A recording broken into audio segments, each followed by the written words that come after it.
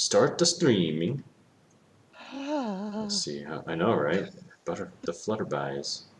I'll just put my shirt back on. Get the butterflies. And then he said, rectum, damn near killed him. Welcome to Smoking Hot Nerds. Is it working? And that was the first time I got craps. Let's see here. Oh, looks like it's working. Here we go. I see it. Live.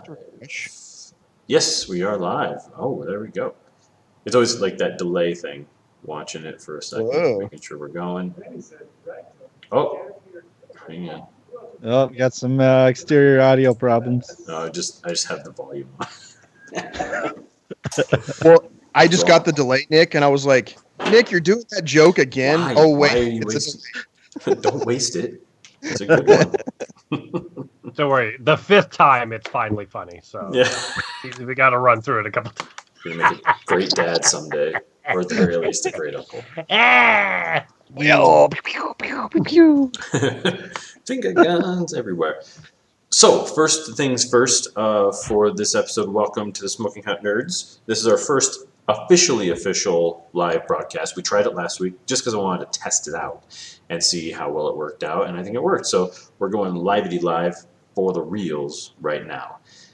And to all you podcast listeners, yes, we occasionally will stream live. So, follow us on Instagram at Smoking Hot Nerds, on Facebook at Smoking Hot Nerds Podcast, I think. Just look us up. Find us on the socials. There's not too many titles similar to Smoking Hot Nerds. I think we're safe. Yeah, no, it actually pops up in a Google search, which is nice. Oh, nice. And first things first, also, we want to officially welcome our official fourth Smoking Hot Nerd, Brian Bailey, to the show. Yay! Yeah. Yay! Wow, cheers. Air horn. Well, hello, gentlemen.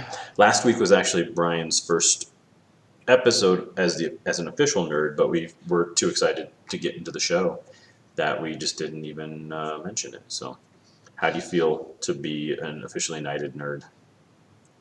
Well, we talked last week off the air about a lightsaber knighting ceremony. Oh, yeah. And that's not happening right now, so I guess I'm a little disappointed. Yeah. But don't worry, there's no shortage of lightsabers floating around that's these true. offices of ours, so we'll find but something for you. For real, I'm pretty stoked. This is a lot of fun to do. So, and I'm super excited, especially about tonight's episode. So, Definitely. I'm always super excited, but this is fun. Yeah. Anyway, it was Brian and I have been friends for a really long time, and obviously Nick, Eric, and I have been friends for a really long time. And it just felt like the chemistry was great, and sort of our perspectives sort of complement each other really, really well. And so I was just excited that the guys were as excited as I was to have you on permanently. So we're excited. It's officially a foursome. I'm not gonna lie. When we did, when I was just the guest, that first one I did, and then I was like, man, because I love podcasts. I've got like probably 12 podcasts that do weekly episodes that I burn through every week. So I was like, man, wouldn't it be cool if they asked me to do it permanently? Because that was a lot of fun. And then I feel like you like quasi floated the idea by me like a week or two later. Yeah. It was very hypothetical. I'm like, yes. and then you asked me to be cool. Yeah. Oh God, deep breath. Be cool. Be cool, everybody. It's happening. And then you guys asked me to be a guest the second time, and I felt like I was like, I wasn't nearly as interesting. That was the trial, and I failed. I blew it. Not true. Well, and then I think episode, you go to the interview and you fart, and you're like, I'm not getting this job. And then they call you back. Not happening. Yeah, and then I think like after we got done that night, you're like, so you want to be an official nerd? I'm like, hell yeah. Yeah. Well, here we are all together again. So there may be sirens outside of Brian's downtown Los Angeles apartment loft. Yeah, definitely will be. Yeah. So bear with us on that stuff. But we want to say also, we have this really amazing, I guess we could call this a job. We do it once a week for hours. to be able to sit here and just talk about movies. And I don't think that, it's lost on us not only the privilege that we live in. I know we got 6 people watching. Not only the privilege that we exist in this world, but also we're just super grateful to be here. And to everyone listening, we're grateful that you listen. And we're just happy to be here to give you guys a little bit of entertainment, but also just, how could it be better, right? To sit and watch movies so that you can talk about it every week. It's pretty great. All right. Yeah, or TV or whatever it may be. Yeah, whatever it is. So that said, it's trying times. It's an interesting world we're in. A lot of unrest out there, and literal dumpster fires being lit across the country. And Netflix, not to be undone, released their own dumpster fire last week. Very high profile. So mean. No, There's been a lot of anticipated. funny on that dumpster fire, I think. Space Force. We've all we've been texting about it all week, but we didn't really show our cards at all. And the first hint of it was when I was kind of pre-gaming the guys before the episode. And Nick, what did you say when I was kind of talking about what intro I wanted to do? I don't even remember. You were like, you guys didn't like it? Oh yeah. Dumpster fire. No, man. I just didn't You like did it. not like it. No, but you did. It is not the best. I mean, considering where it's supposed to be coming from, or the way they touted it as like Steve Carell and the creators of The Office. I mean, that's a high bar that they're coming in at, and it's not the best. But I wouldn't. Let's throw it say away. real quick for anyone listening or watching, there will be spoilers. We're going to talk about the show. We've all seen it in its entirety. So just so you know, we will be talking about it. We're going to give you our opinions on it, and we're going to spoil the heck out of it. So just so you're aware. Yeah, and it's a TV show, so as far as like spoilers go, it's not like we tell you that the boat sinks in Titanic, which by the way, sorry. What? Sorry about that. Oh boy. Obviously I'm going to be on the minority in this discussion. But it is not. I would give it easily like a low 3 out of 5. Like it had. There are some great one-liners in the show, but as far as like depth of field, it's pretty light. I mean, the thing that irked me the most about it was Steve Carell's accent. That like sometimes it felt like he was trying to be Clint Eastwood in like The Mule, or trying to be like Sam Elliott. Yeah. And then sometimes he was the boss from The Office. Yeah. So his tonal change was totally just inconsistent. Like it's like pick a lane, man, because it jumped all over the place. So let's I real think quickly. that's a good way to start this. Yeah. Start. Yeah. That Absolutely. sentiment.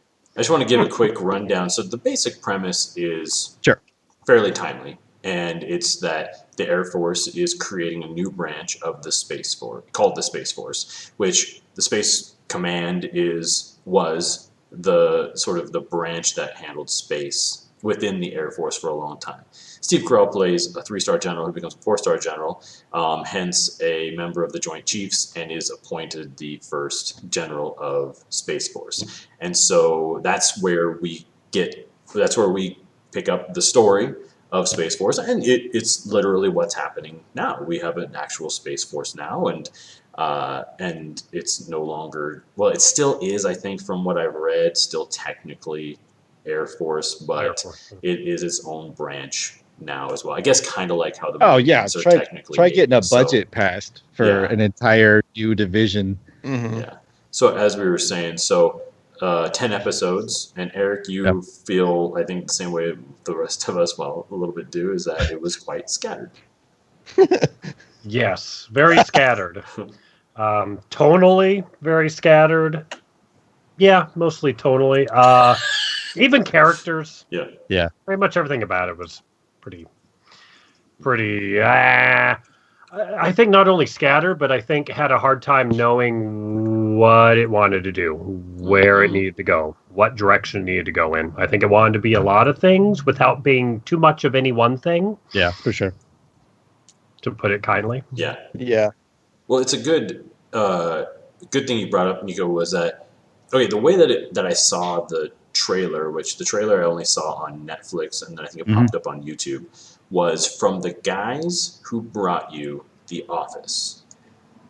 Now, that's not exactly true on a lot of levels. Right. Because, first of all, Steve Carell didn't bring you The Office. He'd later become an EP, but he was just an actor on The Office to begin with. Greg Daniels, producer, who produced the American version of The Office. Yeah. So when I first saw the trailer, I had to do some real digging to find out that Ricky Gervais and Stephen Merchant, the creators of The Office in the UK, the original, had nothing to do with it.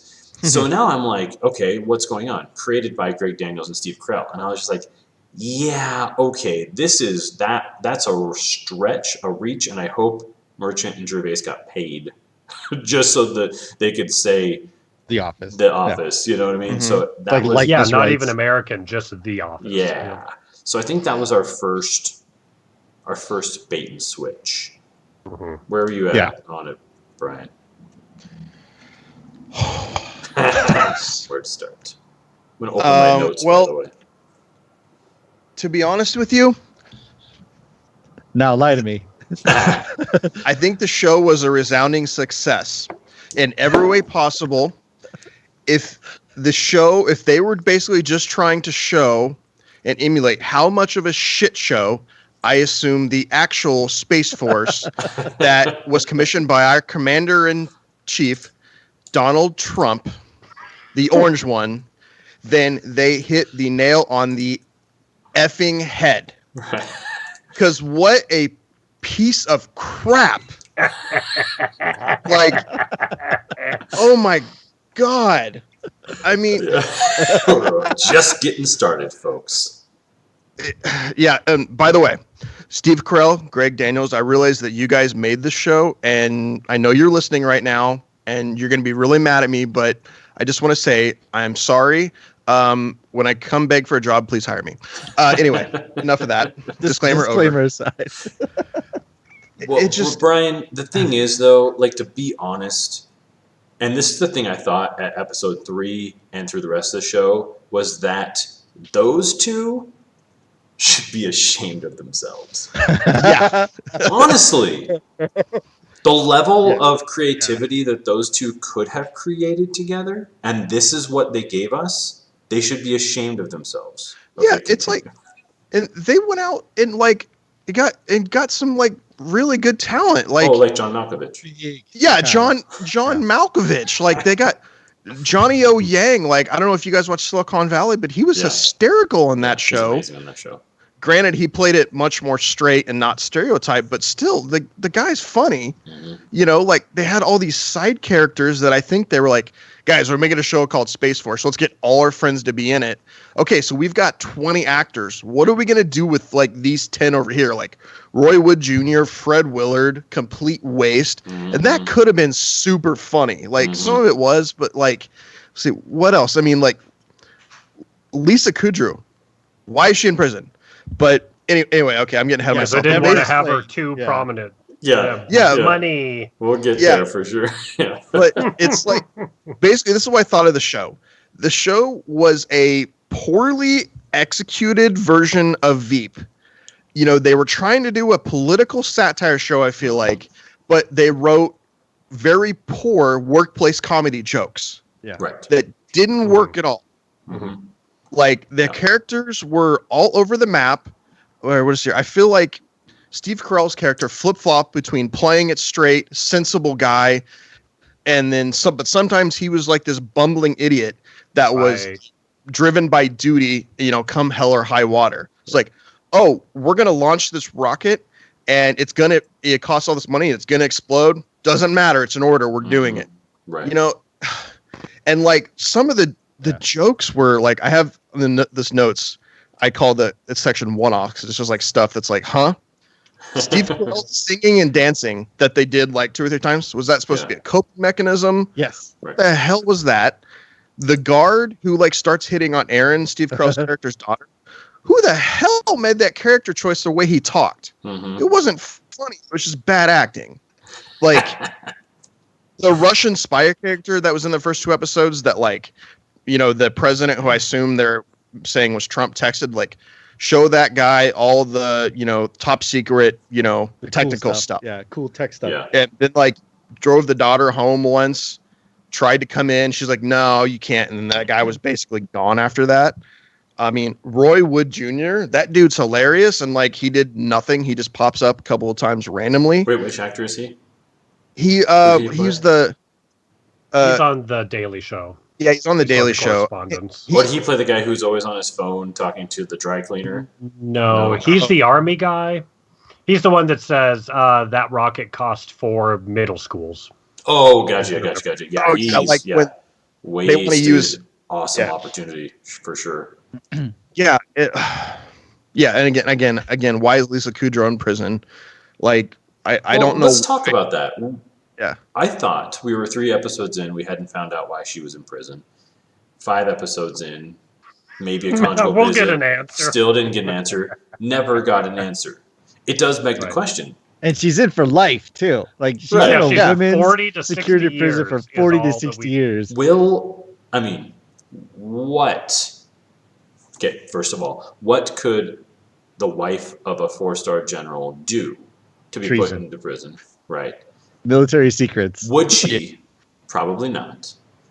And also, I have a feeling, and I don't know, I'm not an insider, but I have a feeling that the writers, Steve Carell and Greg Daniels themselves, were sitting around going, let's just never tell them. It's going to be so great. If we just just let it go through the whole, it's going to be so great.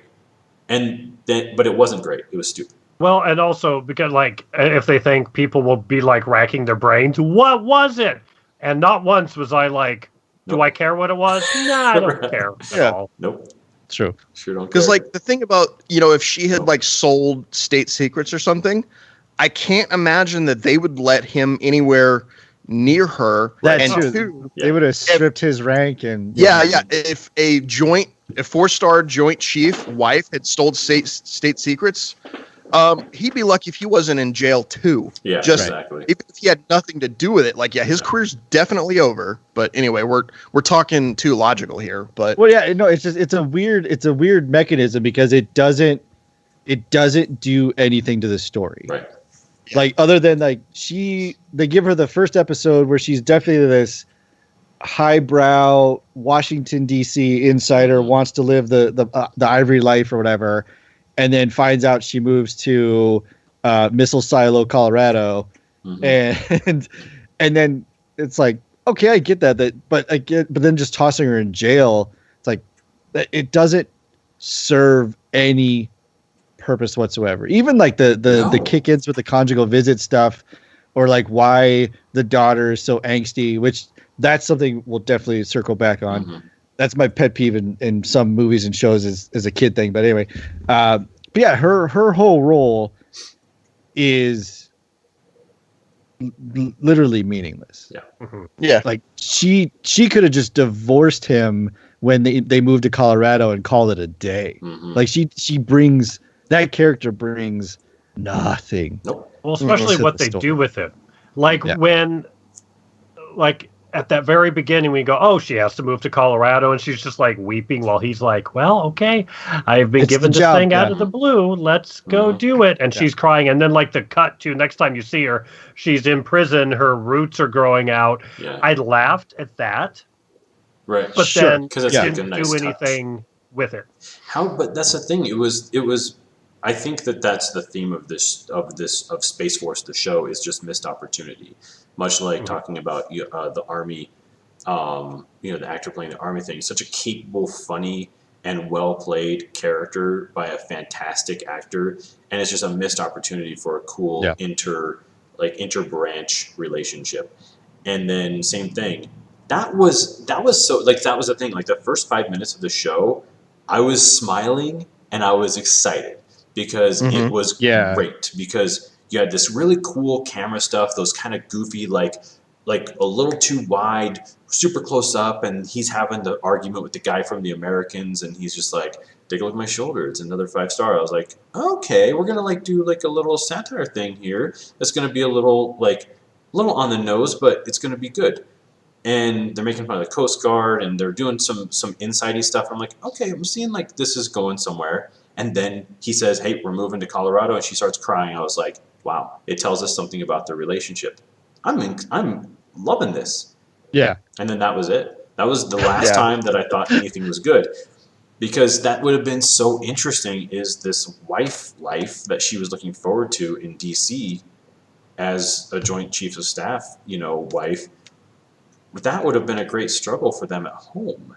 But instead, home was just an empty shell for them to have the More You Know music playing behind the end of every episode. Where it's like, it just didn't make any sense. So you're completely right. She served no purpose whatsoever as his wife. It was convoluted. It reminded me of just bad sketch comedy, just poorly written, or just bad improv, or they just didn't know where it was going, and it was just kind of. Well, and speaking of like the badly written stuff, I think we've talked about this in previous episodes too, where it feels like Netflix, when they write series for Netflix is fully aware that people are going to watch it start to finish. Yeah. Where versus like Hulu or Amazon Prime, where those shows, or even Apple TV, like you have to wait every week. And I felt like this one definitely felt like maybe if there was 7 days in between viewing each one of these, maybe it would have congealed a little bit better. Maybe. I mean, maybe. But having watched it, you power through it start to finish, it definitely pokes holes in a lot of this stuff. Yeah. So I'm just wondering if that was like the mistake when they wrote it and then Netflix picked it up and they're like, oh, well, we really didn't write for the Netflix format. It was almost serial, like almost, because every episode was a little bit independent, but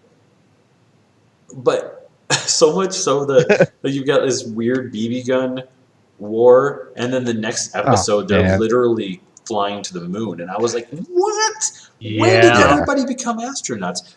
Yeah. Right. There's something the passage of time is totally screwed up too. Satire is an important part of a culture's art, and what you bring to the table trying to do something satirical can elevate the sort of your reality, poke fun at it, but also kind of becomes a bit of a moral compass. And that is what this completely failed at doing.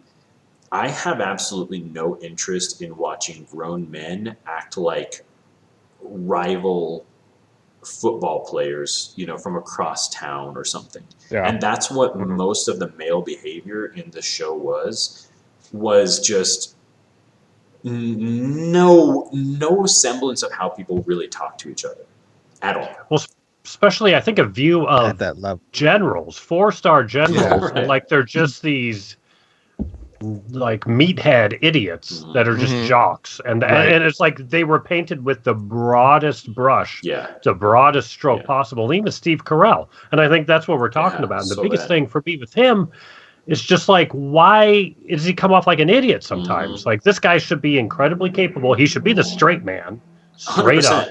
100%. Yeah. And he should have all these pressures coming at him from POTUS. And that's the conflict that makes the funny, is him going, I have to do what? And he's forced to do these things. And then you go, okay, he knows better. But in this, you're like, absolutely. Right. Is he smart or is he a moron? I don't know. Yeah, because they kept trying to like paint him like he's not the other. He's like you said, he's the bright light on these other Joint Chiefs. Like, no, he's level-headed. He's good. He's smart. He's gonna, and then, but yeah, immediately, he turns into, we got to have the monkey fix the solar panels that the Chinese flew up to and cut them off. And the only thing we can do is we have a monkey up there and a dog, which you find out later the dog's dead, which screw you, monkey, for eating the dog. I mean, it's like, we get in a situation like that, and he turns has like this, he turns the Batman voice on. It's like, no, we're going to do it. Let me talk to the monkey. It's going to happen. Right. Are you feeling an earthquake? Nope. For real? Real one? Oh, yes, I totally am. No way. Yeah. Oh, big time. Just had a live Finally, we earthquake. need a headline in this country. Finally, Right. something Thank goodness happened. something. Oh man, it's Whoa, been this a is boring crazy. few Whoa. months, hasn't it? Still going? Well, of course there's an earthquake right now. Oh wow. Okay, Space Force is great. We're, That we're was taking love it it. back. Okay, I'm sorry. We're I'm sorry, sorry. Greg. Like a gag. All of a sudden, I'm sitting here and I'm like, "Oh, that's weird." And then my water's shaking. I get the reflection on my. I was like, "Oh, That's Well, amazing. context for our viewers / listeners. yeah, Vegas, L.A." Nick and I lived the closest to each other geographically. I'm in Los Angeles, and can I say where you're at? Yeah, I'm in Vegas. Yeah, and he's in Vegas. In So, the basement of the world. yeah. So, like, I'm on the 3rd floor, man. That was like, Nice. I'm on the 6th floor. That was Yeah. oh god. Wow. I was like, no. Oh, yes, I do. Anyway, where was Coming, I? Matt. Get ready. Yeah, here we go. I gotta wait a while. Tag you. yeah, when there I might get be it. some Okay. aftershocks. Yeah, Yeah, but it's just the character. Like I said, like you guys were saying, the characters were just all over the place, and I just I don't know if like the show is another victim of like why Saturday Night Live doesn't make fun of Trump as much anymore because they can't write anything more ridiculous Right. Then than reality. real life. And maybe Greg Daniels and Steve Carell, this was them trying to do that. It's and it just came possible. off bad. But here's the Well, thing. yeah, I think they missed the mark big time though, because like you said, he either needs to be the straight man, super intelligent, or he needs to be the bumbling idiot. So like there are episodes right with the monkey where they have to go retouch the solar panels. He's like, I don't know, get the chip to it. Like a total meathead idiot one. But then the episode where they find out that the rocket fuel is horseshit, he just goes, I changed I changed the mixture. We won't tell anybody. Yeah. But then the other part of me is like, did you then just give her access to basically claim that the fuel's in there? Like that's kind of like the bumbling idiot part. But there were times where it's like, wow, that is like it's like a drama level decision. Yeah, And then there's the slapstick level decision. You're like, you can't. Yeah. I mean, people have both, but you can't have both. Nope. Well, and the thing they did in the episode, they did the cross there because she starts off by she starts talking to him and basically stroking his ego, and all of a sudden he's on board with her, and the John Malkovich character isn't. And then suddenly he's like, the slime ball media guy is like, no, you can't bullshit a bullshitter, and I know bullshit. that fuel's no good. And he's like, yeah, you're right, we need to change it. Yeah, like you said, basically does her a solid, so that like I think they're alluding to basically so the military and Space Force could buy her fuel. Basically, did her a solid. Yeah. So they're gonna have to switch out the A fuel multi-million-dollar song. Yeah. Like it's really unfortunate, and that's why I think it's, if you had watched those episodes like we did in a straight line, that's when you really notice these diametric changes. But if you had 7 days in between, maybe it would soften it. And I think the only reason I say that is because I felt, contrary to Steve Carell, I thought John Malkovich's character was the consistency.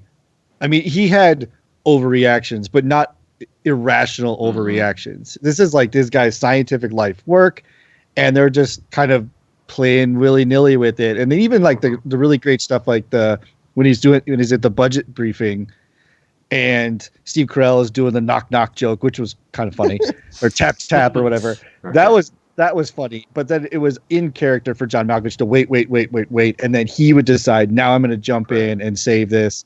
Or when they had the debate between the two robotic limbs, companies, and he's like, I made this decision, and Steve Carell's like, oh, you're just dicking with me, and then you find out it's because he discovered a flaw in the other. So it's like his character, you could always count on being science first, but so scientific that weird is on brand. Like people at that scientific level, having worked with a few of them, there's a special, it's a special interaction that we have with them. And I thought that's where it's like, I think if you put time in between each episode, maybe the consistency of Malkovich allows for the fluid nature of Steve Carell, but like watching him in a straight line, it's like, oh but God, that's the problem, is that Steve Carell's character, just the character of General Nerd, probably should have just been a character that popped up about as often as the Joint Chiefs popped up. It really should have been, and then he could be a complete idiot. because I feel like someone who would really run, the show like this would be someone in a more major type capacity, who would be like really the guy, like really making things happen. And then that person could be a straight man, and then he's surrounded by idiots down and up the chain of command.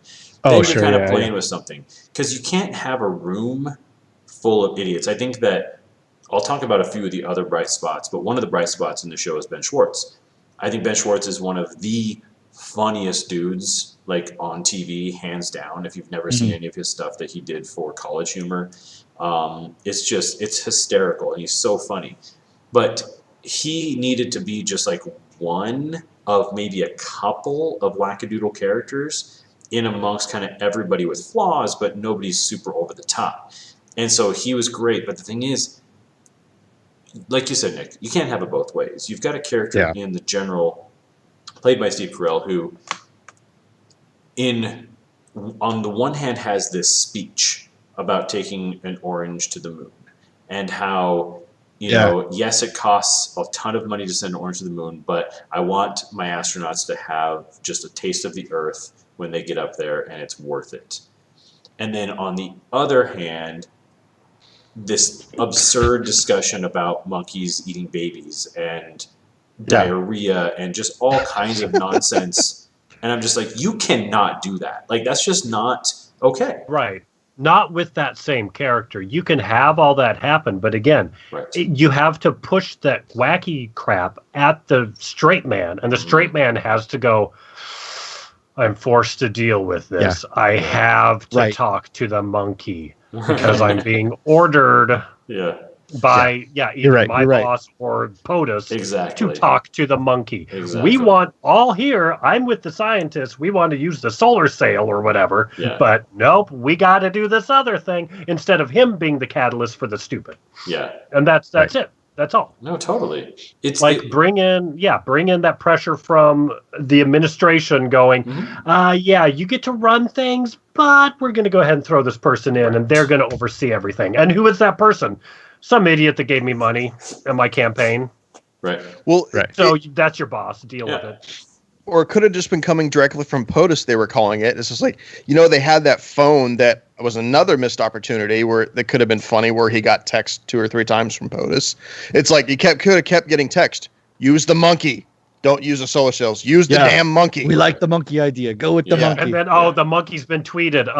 Everyone in the whole world knows that we're going to use a monkey. We got to do with the monkey. But it only works if the person executing the orders is the straight man. Right. Otherwise, it doesn't work. Yeah. And, it's his tragedy. It's our comedy. It's really simple. Exactly. You would think the people who did The American Office would get that fundamental thing of how you make comedy work. Well, even as a straight man, though, he had some great lines with his administrative assistant, which, by the way, is a 1-star general. Right. I don't understand he even says that at one point, too. He's like, the whole first episode when everyone goes into his office, and they said the 2-minute later joke of like, oh, sorry, Tony's in your office. Yeah. That's funny. But then at one point he walks by him, he's like, was his name Brad? I don't remember. We'll call him Brad. He's like, Brad, act like it. You're a 1-star general. Act like it. Yeah. Like, okay, that's funny. And then the rest of the time, he's just like the walking idiot. Mm-hmm. I did extensive which again, research. if he's forced to deal with this guy, but you're like, you don't know what their relationship is. Like he pulled Steve Carell's character from a fire. That just blows my mind. Saved his life in Grenada or whatever. So that's a really good point, because, well, first of all, I did a lot of research to figure out if a 1-star general would be doing that job, and I found absolutely nothing anywhere in the No, they got other stuff to do. They're not going to be a secretary. Generally, 1-star generals would be actually running the show in these situations. And the other thing was that was another thing with General Nerd, with Steve Carell's character, was that, is he a badass or is he an idiot? Which one is it? Because they kept on trying to build him up as this guy who's rated to fly every jet known to man, that he was shot down. He's got the Bronze Star, the Purple Heart. Brad, this other unbelievable idiot, somehow pulled him out of a burning jet for some reason in some disaster.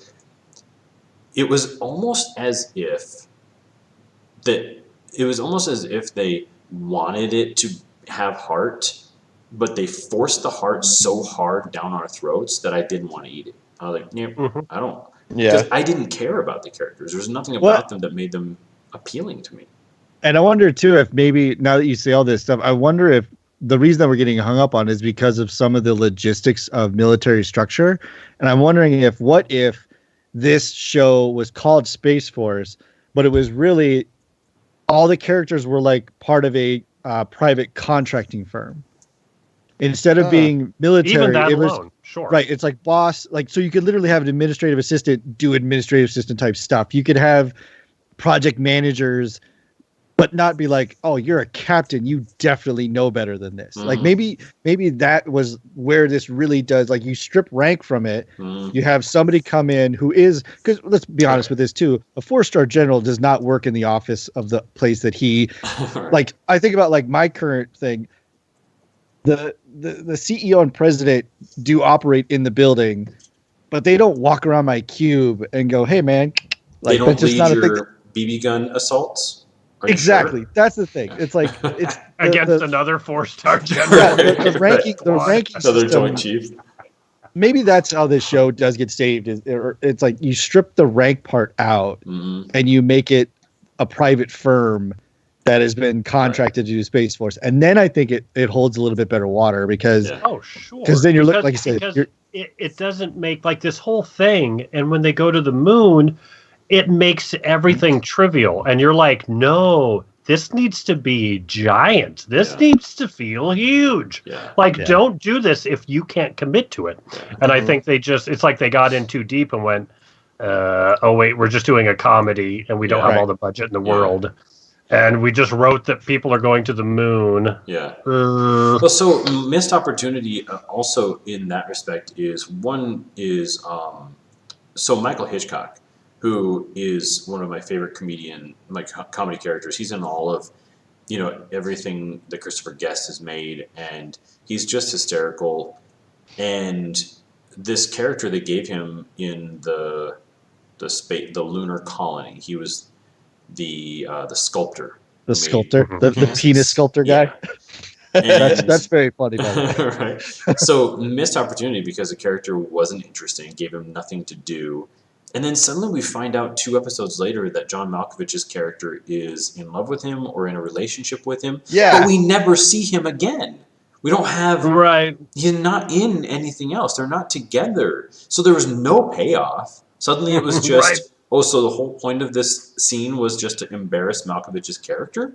Is that really it? And so there was so much of that where it was just like you fly in an actor who I'm just like, ooh, excited to see, and they just wrote them nothing, and then just didn't write anything for them later either. Yeah, and in so many setups and no takedowns. Yeah. Like they talk about this staying in the moon colony and it's supposed to be his week off of vacation or whatever.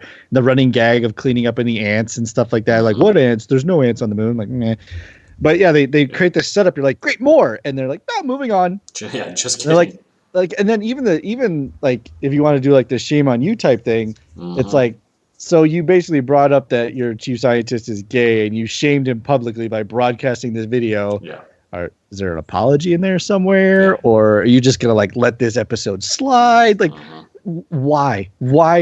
Because it even like the episode right after that, there's no fallout on either side. Like it's not like he hates him, or he's so embarrassed and he keeps bringing it up, and or he leaks his video files or something. Like it's a setup and then it doesn't go anywhere. And it's like, were you expecting me to get invested in that? Because if anything, it's like, who cares if John Malkovich is in love with the sculptor of penises? It does does nothing to the story. That someone it's supposed to make us go, not a storyline anymore. It's just not. No. And it was incredibly disappointing. It was definitely a shame on you moment because there was nothing. Yeah. We talked about this, I think, last week or maybe the week before, but when characters are making fun of something that could be socially or, whatever, culturally offensive, the joke needs to be on the character making the joke, not to the theme. And all this was just like revealing that this poor man was gay. And it wasn't even that. It was more like revealing him as having these deep feelings, and the song went on forever that he's singing to this guy. And it was just so excruciating, and not in a good way. And that's the thing that pissed me off about it. Bad that, cringe. Yeah, that it wasn't good cringe. It wasn't like Curb Your Enthusiasm or Seinfeld cringe. It was how dare you? You know, like that's what the cringe was. It was really disappointing because there was no payoff, there's no fallout, and there was nothing about it that was showing. We already knew Carell's character was a dick. So what else do we need to know? Yeah. Oh, now he's mean to gay people. Like You made him cruel. Yeah, it made him cruel, exactly. And the joke never came back on him, and he never paid for it. It was disappointing. Even the whole thing, the worst part in the whole entire section of that plot was just that our scientists were too slow for the design on the rocket fins. Right. That was it. That was the gag. Was like, oh, we have a spy, which is, you could write a ton of great jokes about the spy stuff. And then they do this like 5-minute embarrassment scene, and then the punchline is like, oh, India's just better scientists. Like, wait, is that racist? Like, wait, hold on, wait, let's back that up. Wait, is that a racist joke? Right. Well, another racist thing they did, I think it was in the pilot when, you know, he's introducing him to the team and they're talking about why they can't launch the rocket in the first episode because the weather conditions aren't right and the air atmospheric pressure isn't right. And Johnny O Yang's character, and immediately Steve Carell's character jumps on him, is like, are you a spy?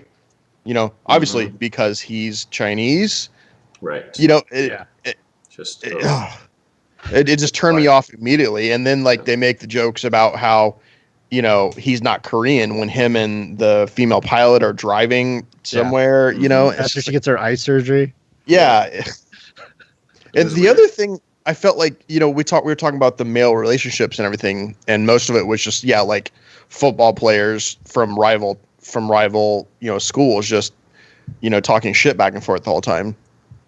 Is the other thing that I feel like they tried to do, and I think it was actually the episode after they play the character's name, Adrian, right? John Malkovich's character is Adrian. Yeah. They play the video. I think it's the episode after when Steve Carell's character wants him to go tie shopping with him for his conjugal visit. And they talk about, you know, oh, we're lucky to have each other. Like they have this great, like symbiotic relationship. It's like, bro, he just outed you as gay in front of everyone in a very...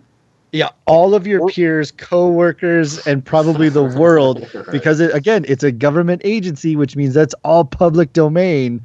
So congratulations. So yeah, and it's like, and also I felt like, you know, like they wrote and shot that, and they saw the cut of it, and they're like, oh, well, that makes them look like they're gonna like become lovers. We can't do that. So, you know, take that out of the rest of the scripts. You know, like it. Yeah, maybe there was just a lot of that kind of stuff on this show. One of the things that, let me find my... It's almost like Twitter wrote the series. Right. Like they got a series, they sent out a bunch of like, the idea, they sent a poll out to Twitter and said, hey, if you wanted a space show, what are some funny one-liners? Yeah. And then they just took those one-liners and then flushed out material around it. But they weren't funny. I think Twitter's funnier than the show. Yeah. Like by far. There were... I mean, in its defense, there was some good moments. Like I said, the congressional speech, the budget speech was super good. Yeah. But then, speaking of the bodyguard or the whatever with the "I'm from Alabama" accent or whatever the hell that was supposed to be, the one joke that the person I watched it with, we both looked at each other and said, "Did they really just do that?" Was this a side bowl get your puss wet? Yeah. Yeah. It's just like, what? He's like, oh, in the South, puss means mouth. It's like, we all know where this is going. Please don't say it. Right. Well, here it means pussy. Like, well, yeah, and I feel we like all do that. Like, let it go. Yeah. I actually made a note about that. I feel like the whole reason for that joke is they wanted what, I don't know how old the actress is, but they wanted, you know, basically a 16-year-old girl to say fucking pussy, you know? Yeah. I just said the F word. Oops. Oh, well, it happened. Sorry, everybody. Sorry, the 5 people watching. No, it was one of those things where it's like, it felt like they had a bunch of great one-liners and an idea that like slipped through because somebody was tired at like 2 a.m. and like, fine, you can do the aside pussy joke, whatever. Yeah. And then they fleshed it out with just trying to string it together, and that's where it just lost all the focus. Yeah. Once you're trying to write something around a bunch of zingers, it's gonna fall apart on you. It just is. When we're talking about bad jokes that were shoehorned in there, can we talk about the Rocky joke? The Rocky joke? Oh, Oh. I feel like that wasn't even in the script. They were just like, Johnny O Yang was there early that day, and he was just hanging out at craft service, drinking coffee and eating a muffin or something. Or, maybe he's healthy. Maybe he's eating an apple. I don't know. But anyway, and they're like, Johnny, get over here, man. So he's yelling at John Malkovich's character way up high. He's going to enter, and you're just going to go, Adrian. It's going to be hilarious. Well, what's dumb about that joke too, though, is that it was like a 5-minute fight on 4 stories, which means everyone is hearing the context of it. Mm-hmm. So it's not like he just opened the door from the bathroom and was like, Adrian. Like he had to be there. He had to hear all of that, and that joke's not funny. I think that's not a joke. So it's bad. What do you guys think about? So, it is relevant to our conversation that we're, when you release a show a week ago, and in that week you've got just like a tremendous amount of racial unrest and this whole thing that's been going on. And so it sort of colored some of the way that I saw this show. And one of those things was China. So first of all, why did we suddenly make China the enemy? Why didn't we? So if this is an absurd universe, the craziest, most inept military we've ever had, just make up a fake country and have them be the enemy. Like don't because now you've just created a bad guy that actually exists and that we're kind of trying to get along with, and turn them into this nameless, faceless bad guy. And I just thought that was really bad form. Yeah, it not only was it bad timing, but you're right. It's taking a shot at a very large nation. Yeah, just make something up. Yeah, and that's why I said I think if this would have been remove the military from this and make it a private contractor, and then make that other satellite a rival company, right? Fine. Then you've got yourself a show. Totally fine. Yeah, it's totally fine. But now they're like, they got to pin it on China, and then have like the super racist discussion between the scientists. We go, whatever the fuck he says. You stay away. You stay away. Yeah, another F-bomb, sorry. That's okay. But yeah, it was just like, God, they were taking these unnecessary shots that just weren't funny. Right. Well, because too, even you can have China as the adversary, but they don't have to be an adversary. It can just be a space race, and China can just be ahead, and it can just be America going, crap. Why do we keep being behind? That's all it has to be. It just has to mimic what Russia was ahead of the U.S. in a lot of ways till we hit the moon. It was that adolescent, that teenager locker room nonsense that the show was so all about. But it was to that, like the China thing in the very last episode when they're on the moon, spoiler, it's like, wait, you're a military organization. Let me get this straight. You've just been given orders to go sabotage and which again is murder. Let's just call it that. It's murder. To go sabotage another space base. You don't leave anybody on guard. Yeah, it's like military. Both countries make the same mistake. Yeah, they pass each other on the road. And I'm like, what do you think's gonna happen? Like, as soon as we saw the second dot, I was like, either it's a fight or they're gonna do this idiotic like, hey buddy, and then they absolutely went and sabotaged their base too. Like it was just lazy, dumb, lazy, dumb. Yeah, super lazy.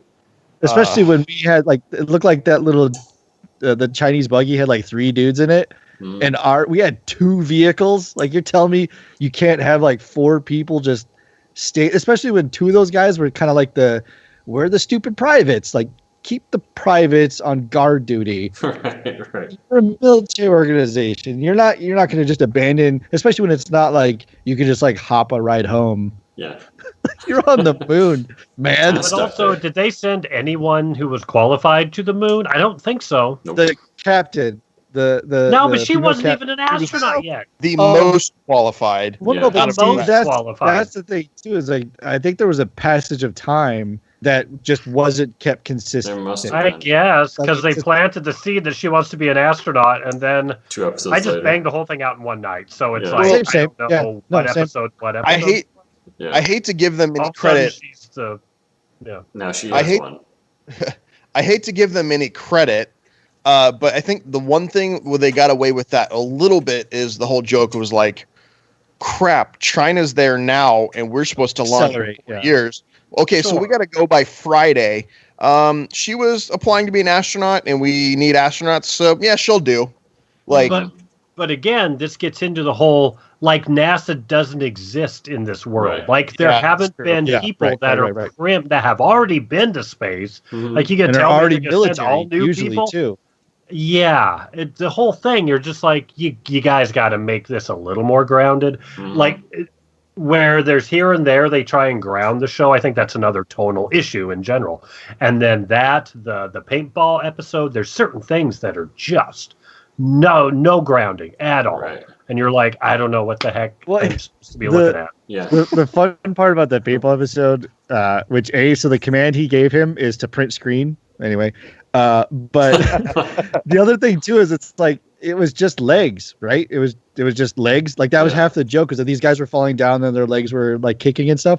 It's like it's not your arms. Those BB guns still work. Right. Right. Yeah. So it was Steve Carell's like, I'm gonna pop. Like everyone's still got guns, bro. Yeah. Like, you don't- yeah. But they're all fake disabled. So Yeah, speaking of the phone, I don't know if you guys noticed it, and maybe it's something that I didn't know it was. But episode 1, and then I think the paintball episode another time. There's a chroma green that you put on cell phones in, scenes, so that you could, in theory, lay on whatever you want onto the phone Oh, in sure. post-production. They left the green just on the phone.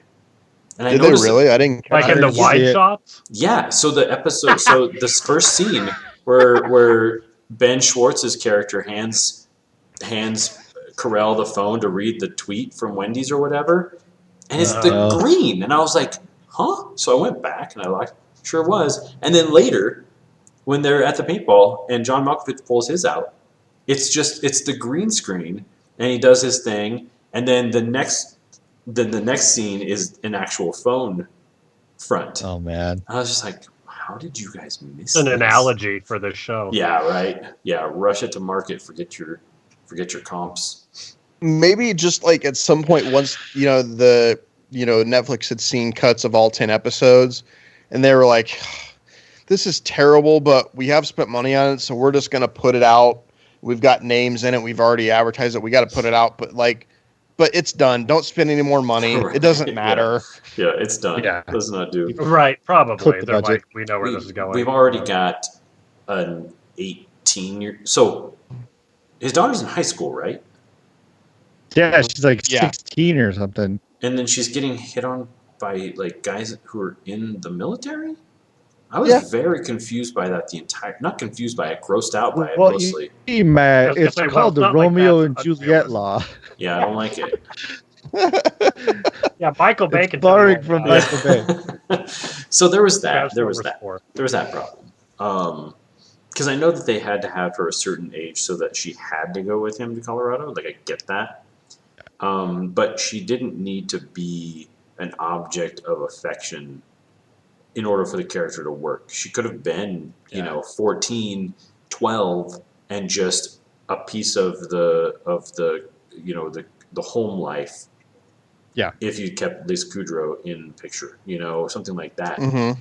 But Or if he had, I don't know, someone cleaning the house, if he had a tutor, if he had something. right. I feel like this show, I think you kind of brought it up, Matt, earlier. This show needed like 15 more characters that had specific jobs. Yeah.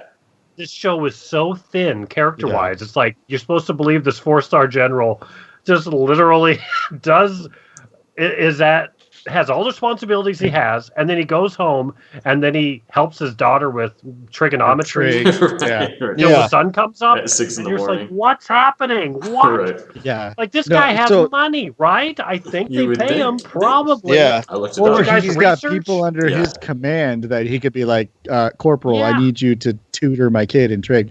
Yeah. So So the many daughter. funny opportunities Right. right there. Yet another one. So the daughter, and this is leading on my pet peeve with children in this type of movie. So my pet peeve is this: when a child is, their parents are the main character in a high stress position. It always irks the shit out of me when they pull the "why don't you have time for me?" Right. And it's like, your dad is a 4-star general of a branch of the military who's trying to put people on the moon. You're gonna have some cold dinners, man. Like it kills me every time they do that. When they like, I know that they've had the discussion with her about daddy's a big deal. That's how she grew up. Right, and then Right. right, and then, Yeah, but he it didn't go kills from me. private to 4-star general. Yeah. And Right. it kind of And feels it like just- that's what they're doing with it. And it does. Yeah, and it kills me every time they have that, because it happens in every show where the kid is always like, but maybe he doesn't love me because he doesn't have time. Like, no, he just had a satellite attacked by a foreign nation that cost $4.1 billion. You're gonna need to reheat the pizza in the fridge, sweetheart. Right. I'm sorry. Yeah. It All just- right. Yeah, it like kills Toast- me toast- every And she time you do was that. a really interesting in by when her character got a little bit of steam. She's a really good actress and has like a really kind of interesting, quirky, like Anne Hathaway, Princess Diaries sort of like vibe. So I didn't buy any of the awkward, no one likes me, no one's gonna come to my party stuff. She needed to be. So I keep coming back to Arrested Development with this show, because if they just followed that formula, it might have been okay. She needed to be Mae Whitman's, Anne character, like that kind of awkward and weird for people to just not like her at all. Like they just missed the mark. But they were just like, well, but we want her to be pretty, we want her to be like quirky and kind of a, So you could tell that it was sort of one of those castings where it was like they didn't want her to be too unlikable and too unattractive, so it didn't work. And so there was nothing about that made me, because 4-star general comes to town, the daughter goes to school, chances are she's going to fit in pretty well with the other pretty girls and the other rich kids, If anything, she's going to have a superiority complex, and she's going to be a bad human being. Maybe that's what would make her standoffish, is because she becomes the mean girl or something. Yeah, or in a she should be the military queen town, mean there's girl. going to be other, there's going to be other high school kids whose parents work on the base too. So it's like they try to paint her as like, right, I'm absolutely. the only child of this situation. Like, no, I saw at least 100 people walking around that base. You got a bowling alley under a tunnel. Like, come on, man. Right. So it's all that, like, you're right. There's no way she's by herself or lone or weird. And then with her and like when they go to the prison and she's running with like the 3 girls as they're talking about her mom, which we never find out where that With goes the 3 anywhere. inmates, Yeah, the 3 inmates. And then there's like the chariots of fire, like, oh, I love running again. Like, okay. And then it's a nice gag when he ditches her, but also like, he's not gonna ditch her, man. Right. The one thing I will say, like the wife in the prison and her 3 friends that the daughter meets separately. Yeah, that was weird. Never went anywhere. But the next episode, a joke did make me laugh quite hard. I don't know exactly if it was that funny, but for some reason I'd laugh my ass off at it. When she's talking, she's like, yeah, my friend in here, I heard you're running again. How'd you know that? Did Dad tell you? No, my friend in here, she told me. She actually talks about you a lot. It's like, okay, that's weird. Yeah, I'm pretty sure that's why she's in here. Don't hang out with her. Right. Yeah. I laughed really hard at that. Like, I don't know if it was actually that funny, but maybe it just had been so long since that show had a funny That's joke. something had been funny. Anything even remotely interesting, you're like, oh my god, Pedophile joke, I'll take it. Yeah, sounds great.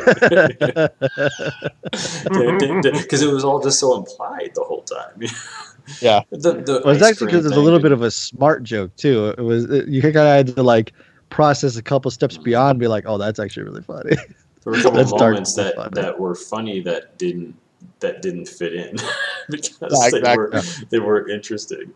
But the fact that there was no real straight man at all in the whole entire thing was just, that was it. I'd say the almost couple, Malkovich. yeah, Almost. the couple of bright spots in it.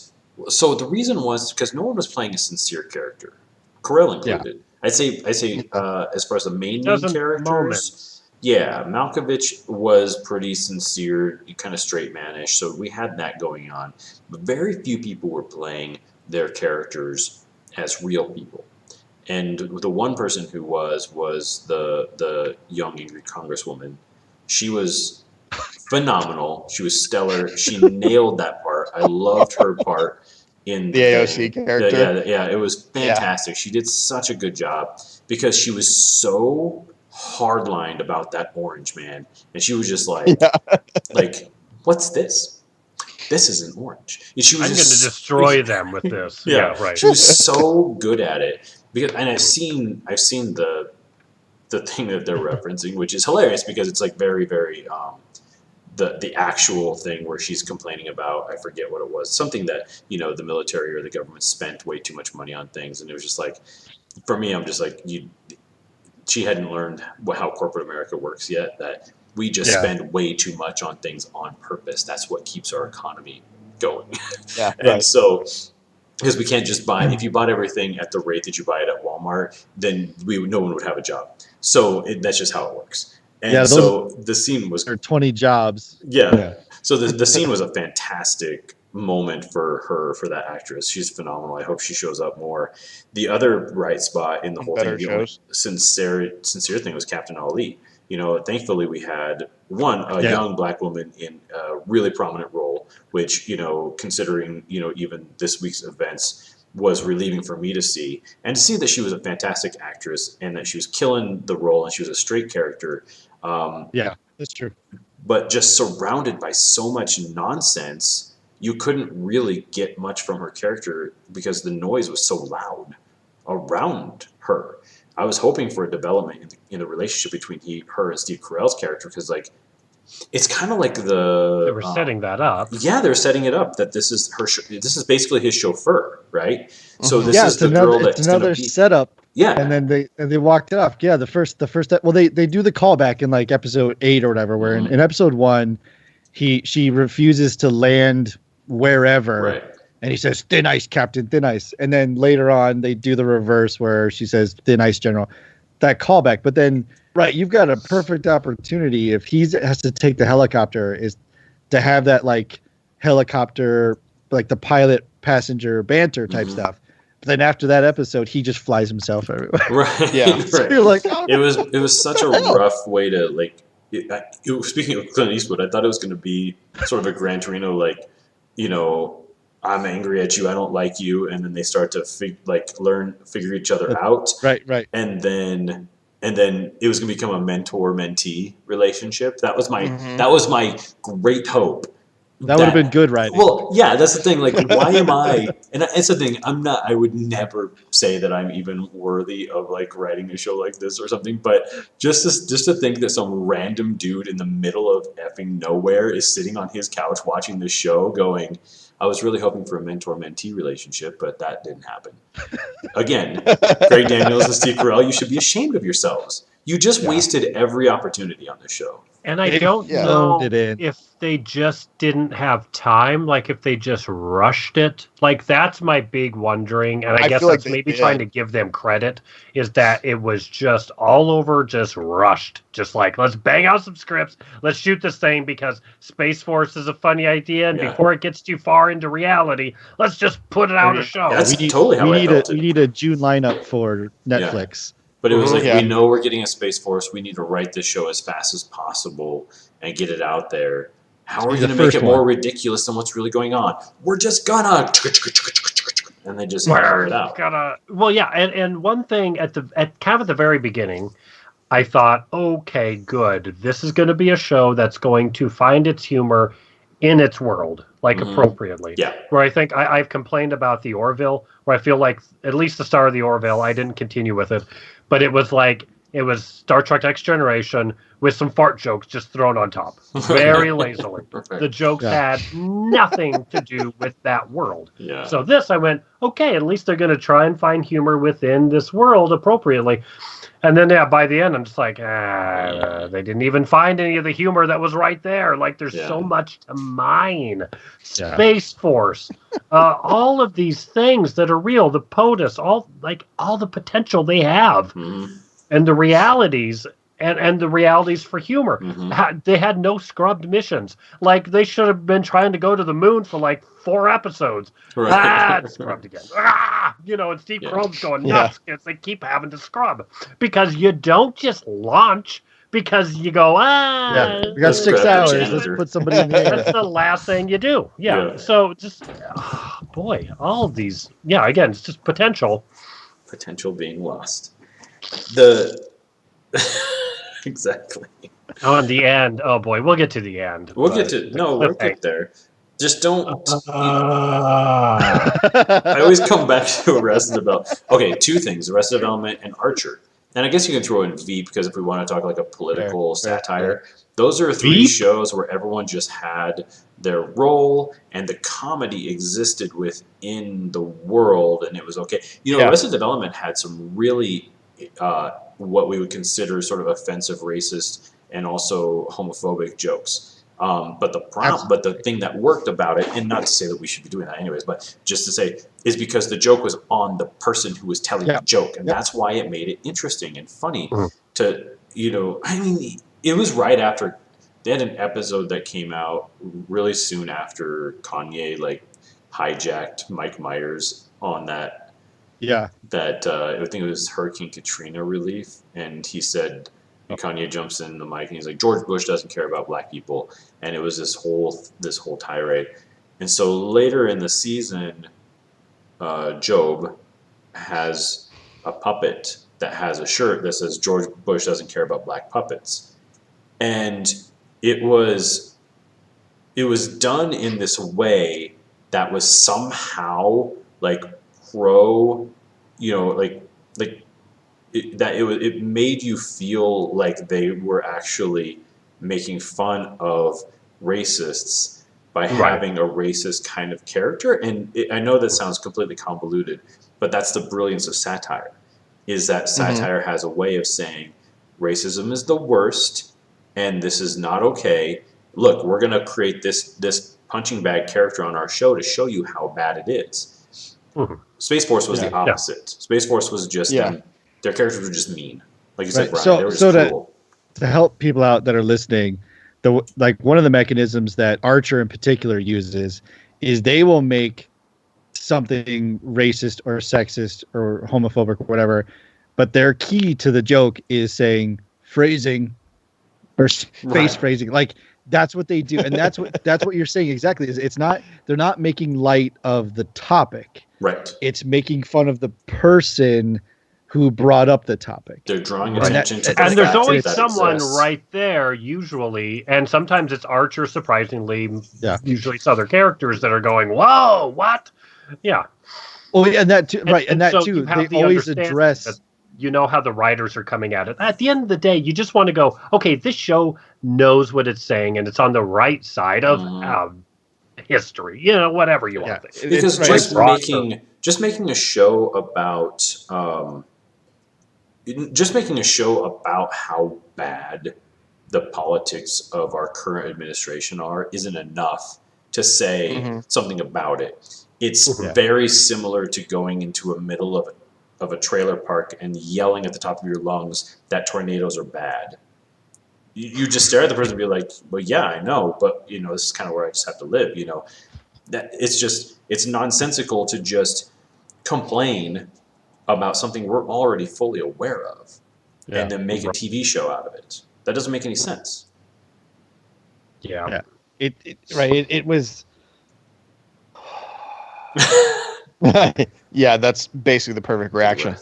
Because it's like I said, being on the other end of the spectrum, you guys would put it just toss it in the trash, call it a day, don't get renewed for season 2. There were parts of it that I thought were just insanely funny, Like certain little one-liners caught me. Like your laughing gag, like right, it catches you. You're like, oh man, that's good. That is good. Mhm. Then there's just all the mess of the stuff that we have addressed. It's just they needed.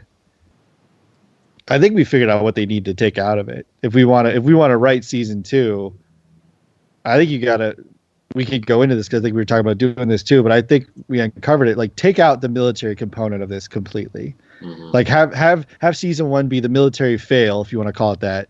And then season 2 is some whiz kid Silicon Valley style guy spins up a private space firm that wins the contract from the government. And maybe you keep Steve Carell in there as kind of like a supervisor, like the military liaison, if you will.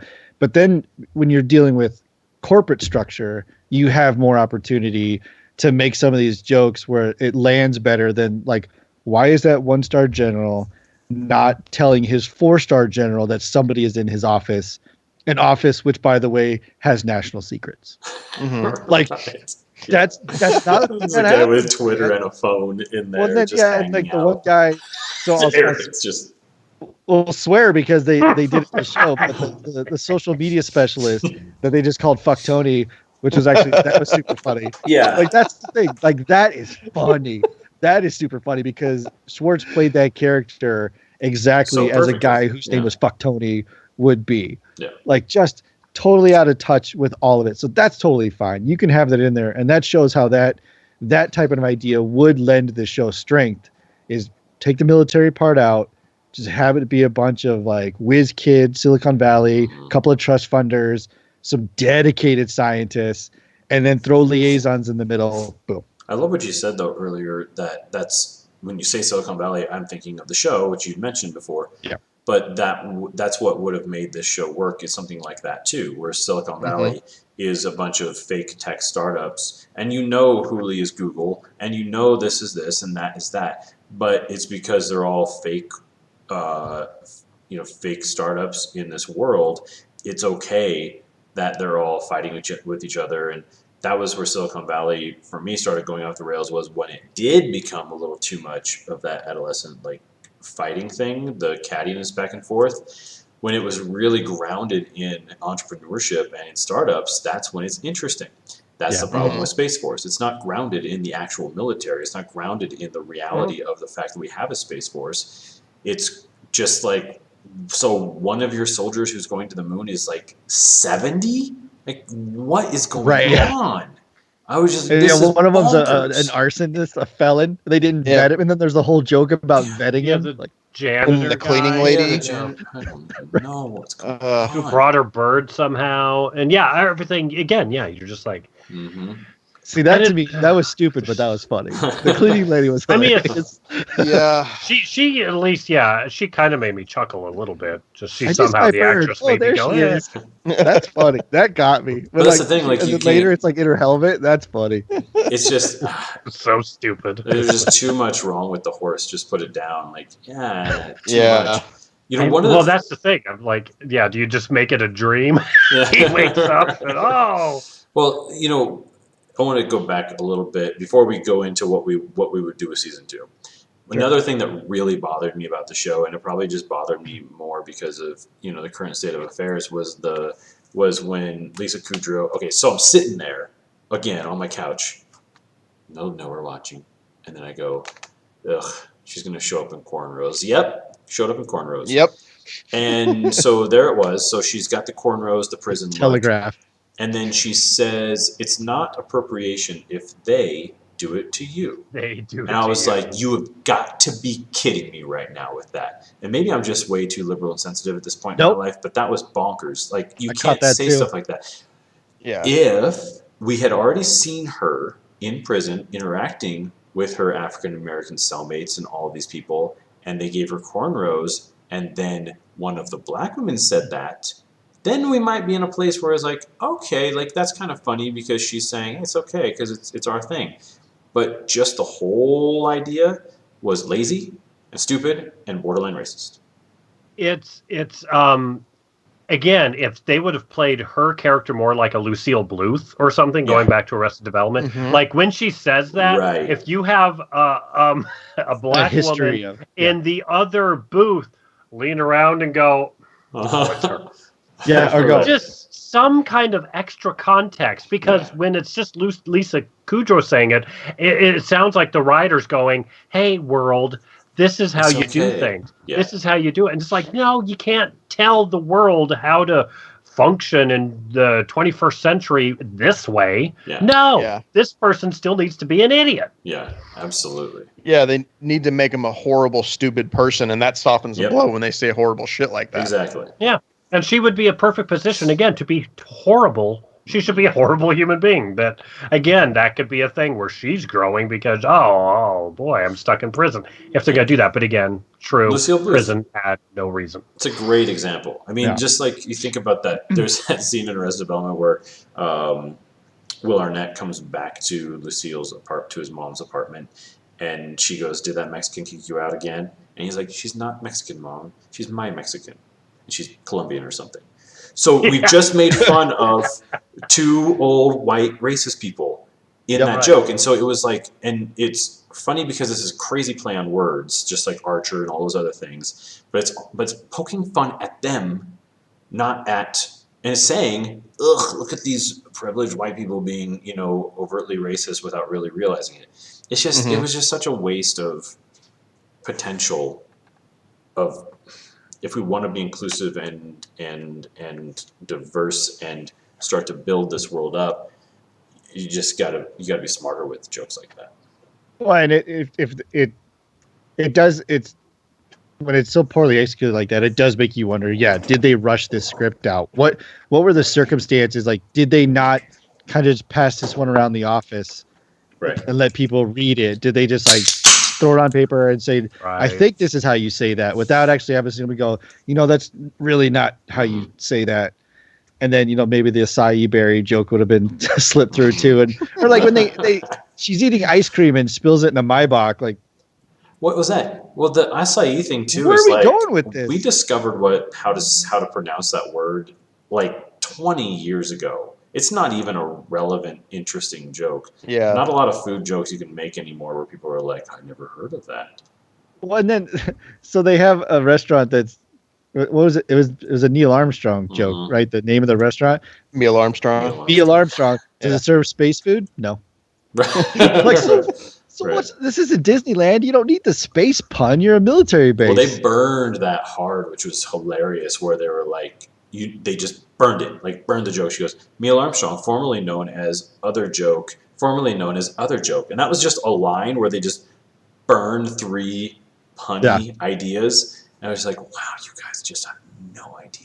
Just no idea. Right, it's like Arrested Development would have had that idea, but then they would have had flashbacks or would have made it clever, and you would have gone, "Oh, that's amazing." Right. Or each episode would have been named differently. They're like, "Sales are down. We got to change it. What to?" And so each one's different or something. That's a great joke. Every episode you come back and the thing has been renamed, and they're selling something completely different. That's hilarious. Writes itself. Done. Print. Or you're welcome, Greg Daniels.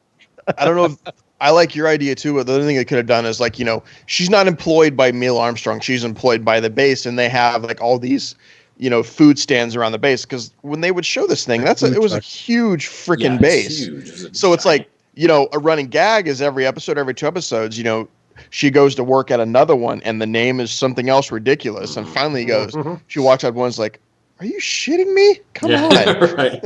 Or the employer changes hands because contractors shift in and out. I mean, just like nobody's business in large, areas like that. And so it would be funny if that was the case. If every time she showed up, they were like, "Yeah, sorry, you don't work for Neil Armstrong now. Now you work for whatever else." And Buzz Aldrin's Honey Hut. Just Buzz Aldrin, and it's a coffee shop or something. Right. Or there we go. See, we're getting there. To get serious again for a minute, I guess a part of this, that's what we're all here for.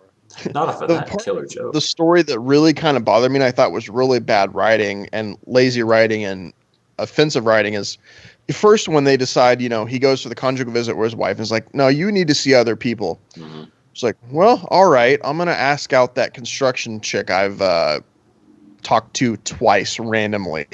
Right. And he's like, does the whole thing is like, I think it should be a date, but by the way, I'm married. by the way, my wife wants to be in a relationship. By the way, she's dating another female in the prison. I feel really awkward about this. And, and if this date leads to other things, like sex, that's kind of where I'm going with this. She's like, no, I'm cool. I'm down with all of it. So they kind of like negative. They basically kind of just made her like a slut and then kind of slut shamed her a little bit. And then like an episode, like, he's like, oh, I can't do this. Like I want to tell my daughter first. And next morning, carelessly, she walks down at like 10 o'clock in the morning and blew that reveal. And then like the daughter gets mad, obviously. And what she write like cheater or something on her car, her car and chocolate. Yeah. And you think that would make her furious? I'm like, you know what? I can't do this with you. Your daughter is nuts. She vandalized my car. And they just let that one slide because I think like a couple scenes later, they're hanging out again. Yeah, definitely. There's no direction whatsoever. Yeah, it's like Mace's thing is like, I'm down with all this when they're at dinner the first time. Like, but why did we drive so far away to have dinner? It's like, well, I want to tell my daughter. And then like an idiot, he doesn't make her leave early in the morning or go to her house instead. It's just because they were just it was like this vehicle, just this constant move it forward, but not in a good way. That's such a good point though, where it was I was just watching that so awkward. I just felt so awkward because he's just like spilling his guts and saying all these things that it starts okay, and then it just keeps going, and you're going. And any rational person, even in this bonkers world, would just be like, yeah, no, I mean, you seem really nice, crazy general person, but no, thanks, but no thanks. Well, but to the point though, too, like series over. What does that relationship have to do with anything? Right, yeah. It made the daughter a little mad at him at some point, but she's a teenager. He, he snores in his sleep. She's mad at him. So it's like, what did that relationship? Did it cause a conflict of interest? Did it cause a budget thing? Like, where are you going with this? Nowhere. Dead end on a bad joke, and it's like, why even do the setup then? Like, what an exhausting setup. I'm so tired for nothing. Like almost like it's just a checklist. We gotta we gotta have a love interest. It's not the wife. Another exhausting setup that was like created some like tension and created a conflict, and is like when the daughter runs away and she's hanging outside the gas station. It's like, hey, would you buy me a cigarette?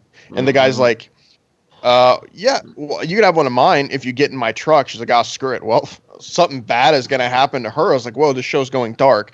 And they just pull up to their trailer park in the middle of nowhere, freak her out because they're on a dirt road in the middle of nowhere. And then they just stop and get out, and she just is allowed to roam. And then that's basically it. And don't they like chase her on a dirt bike? Yeah. And thankfully dad shows up in his helicopter, but it's like, guys, Captor's driving the truck. You had her. What? But why? But why did they even have her in the first place? Because again, a rational person would have either not gotten in the truck, or if she's really that mad and she wants to just get her mind off of things, she would have figured out a way to just hang out. You know what I mean? I mean, really, like she would have just sat there and just felt awkward probably, and been like, "No, I don't need any meth." And whatever else, and maybe try to call somebody. But it just turned into this weird damsel in distress that was not okay. Well, and then the other thing too is like that setup of, because she's not a loser, she's smart. She's taken trigonometry. Yeah. So it's like the Will. And it's she like the grew up in DC. Yeah, so it's like the Will Probably Smith joke in Men in Black when he shoots the little girl who's carrying the quantum physics books. Like, the girl's not an idiot, right? She's not set up to be an idiot. So she gets mad at her dad because they want to have an open relationship. Blah. She doesn't throw on like the Pearl Jam hoodie and go hang out by the one gas station in Middle Fork, Colorado. And then like the three skeezy guys show up and she's like, yeah, this is a sound decision. What's up, cigarette? Cool. I'll jump in a truck. No, that is so like not even an angry character. Right. That character that wants to be makes reckless. that decision. Yeah.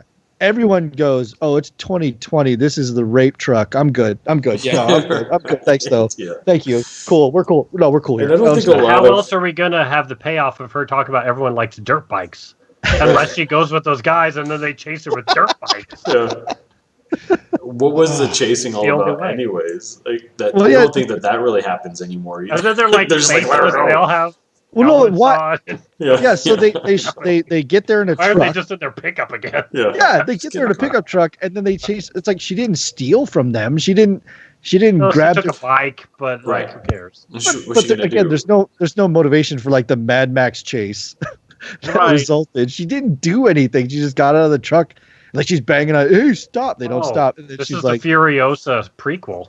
Yeah. Oh, we Hey, got it. Oh There no! it is. Don't make it, George Miller. Don't do it. No, Yeah, they please. just arrive, get out of the truck, and then just start ignoring her, and she just walks around their camp, meth camp, whatever, for a while. Yeah, just It's walk like- around a while. Everyone gets stoned. And Yeah, it's like, like I'm surprised they even noticed that she left. yeah, Yeah, the setup was that no one's paying attention. yeah, like yeah, I right, was exactly. happy that they were at least chasing her, because then it's like, then seriously, what was the point at all if they Mhm. hadn't at least chased her? Yeah, it was completely poorly executed. Mhm. It was stupid, but it's like it would have been even worse if they would have just let her walk away again. And the thing is, And I was like, and she didn't even get her smoke that she was promised. no payoff at all. So Yeah. in the end, then what is the? Sorry, Eric, go ahead. No, I mean, I think that's where I'm going. That's what I'm thinking is what is she wanting her dad to do? Right. To quit? Like, does she want him to go back to DC? Is Mhm. that her whole thing? Like, what are these characters' motivations? Right. Yeah. The fact that she was unhappy there didn't need to be like her entire thesis. It could have just been a side joke if the show had played out in the way that we kind of suggested, where Lisa Kudrow, the mom, and the daughter, they're still just at home, just hating living there, making fun of what they think is the middle of nowhere, as opposed to this bougie life sheet that they had before. That would have been just a joke and a piece of the conflict all along, as Mhm. opposed to mom's in jail and she's kind of turning into an addict. Like, I don't know, whatever was going on. And that's the Yeah, thing, right. like, and it didn't follow her. It didn't follow the character that they tried to set up with us about her not being happy and hating it there and all this kind of stuff, by her telling the Russian guy that she doesn't want to hang out and that she needs to do her homework. So I was just like, what? Yeah. So she's a good kid or not? I don't understand this. Right. She hates it there, or she wants to do good in school. I don't get what's happening here with this character. Yeah. It was rough, man. And the whole thing with the pilot itself is pretty terrible to begin with, but you're talking about his singing. So Steve Carell's character, for those who have been listening for an hour and a half and still want to watch the show, There's Yeah. 5 of us here. Hello, Yeah, the I 3 know. people that aren't me and Matt. Hi. Yeah. I'm not on it. It's not me. No, it's not you. I'm It's not me one of and them. Nick, but there's. I asked him to say hello. I'm going to address you directly. Listen up, YouTube. Yeah. I want you to post a comment because I know I'm on and I know Matt's on, which means 3 of you weirdos are just looking at us, Which we like. We appreciate. which we love, Yeah. by the way. Hello, thanks Which so is much. the I whole want to know who you are. point. Yeah. I want to wear Right. your skin on as a suit. I mean, Wait, what? So the what would have been interesting is if Steve Carell's way of releasing tension was singing Kokomo or some other weird song to himself, but he was also the straight man who was this like super powerful, super straight guy who's like just like killing it and surrounded by idiots. But his one like weird thing is he likes to sing Beach Boys songs alone to burn off steam. Then we're talking about an interesting character quirk. Right. Like Mhm. Michael Bluth is a great example of that, where he wasn't perfect and he wasn't, but he was like the most, he was the He least was the inept most person. likable Yeah, and the out least of a inept. really unlikable family. He was a little bit of the audience's eyes, but he would, and he had heart and he loved his kid, but he would also like say things like, you'd take him out in the stair car And it's like, sweet, he's taking time out of his busy schedule to teach his kid how to drive. But he's like, but start jamming on the brakes. There's a stop sign in 3 blocks. You know, it's like that. He just kind of appropriately distant, which is where Steve Carell was just super distant. And then he's like, oh, hey, bud, you've been up all night. Well, let's get your homework done. It's like, what? Why? I don't understand this. Yeah, it was like a borderline of either you're a slapstick comedy or you're a heartfelt military family drama. Yeah. And they tried to blend them together poorly. Mm-hmm. Right. But also like that budget meeting, if like when he's getting grilled, if he just like is starting to like under his breath sing a Beach Boys song, Yeah. and they can just kind of hear it, and everyone's like, "What's happening?" Yeah. Because I think it's funny if he's like a really killer general, always wanted to be a 4-star, gets the 4th star, becomes a Joint Chief, gets assigned Space Force, and when he gets into that room finally, he realizes all the Joint Chiefs plus the Secretary of Defense are just complete morons, and they're just playing kids games. Like, that's interesting, because then he's just like, oh, these guys are dumb. But weirdly, like, they had David Puddy be the voice of reason for a second. Did you notice that? As the Marine, yeah. Right. Yeah, at one point in time, they were like, we're going to attack the Chinese on the moon, and he was kind of against it and had this, like, really smart thing to say. I was like, I'm pretty sure he was talking about, like juicy farts in a scene. I don't understand where this sudden moral compass came from. Right. It's just weird. Yeah, right. Hey, that was one good line that I laughed out loud one time in 10 episodes, was when Steve Carell said something to Jane Lynch, like, ask her, it's uncomfortable wearing bras. And she goes, recognize my gender again, and I will have you killed. I was like, hey, a funny joke. Funny. Good for you guys. You got one in 10 hours. That TV. Yeah. Like that could be the show. You split that out, is you have the Joint Chiefs, and that's all you get of Steve Carell. Yeah, exactly. I would watch all of that. Yeah. And then you have him interacting with the liaison of Space Force itself, where he's getting these like mixed message things or whatever. Yeah, but all that Joint Chief stuff, except picking on the Coast Guard, was super. I mean, you got to pick on the Coast Guard. No offense, Coast Guard. No, that's much. fine. I think but that's still like, that played fine. You're like, of course, yeah, they'll be jerks to Coast Guard. You go, okay, right, because they were being. It was that high school locker room stuff. Not they weren't discrediting the service. They were that guy, and they typecast the general, the Coast Guard, super well too. But even in the one scene where he walked in, he's like, "Hey, we have a meeting," and they're like, "Get out of here!" But see, that's the thing. The show would have been more fun if it was just the Joint Chiefs, and there was one straight man in that sort of group. That could have been interesting too, because there you had quite a cast, and really capable, really hilarious cast, and everybody could have been dumb, except for Steve Carell, or even the guy from The Americans, who's the Air Force general. He was kind of he could have been the straight man, something else. But yeah, it was just it's one of my notes was this show is below the stature of these actors, and they should all be ashamed of this show. Please end it and go make something good to cleanse our palates. That's fair. I mean, it's one of those, like, they left it on a cliffhanger. I don't necessarily know. I hope it stays. I hope it falls off the cliff and never returns. If the pattern follows, they set a bunch of stuff up and never closed it. Fine, good. We're good here. I wish I want it to continue on, but I want them to completely reboot it. So tell us how. And I want them to bring in all of the Veep writers. And whoever's writing it right now, get them out of here. Yeah. Bring in Veep. I don't know who's writing it. I didn't look it up. And just get some smart, zingy stuff. And I think if you can land the military stuff, if you can land the POTUS interrupting stuff, if you can bring in the press and make that really heavy. Like there's that scene where the press is interviewing the astronauts. I'm just thinking, it's like, the jokes of the press should be doing briefings on the mission And like any briefing, they should say, okay, so there's all these things we can't talk about, and then time for questions, and then the press just asks all the things that they can't talk about. Endless. It's like there's so many things that are just that happen that you can hit that'll work in the world. Yeah. And it's like, it's funny, and you can have Ben Schwartz do whatever, within that context.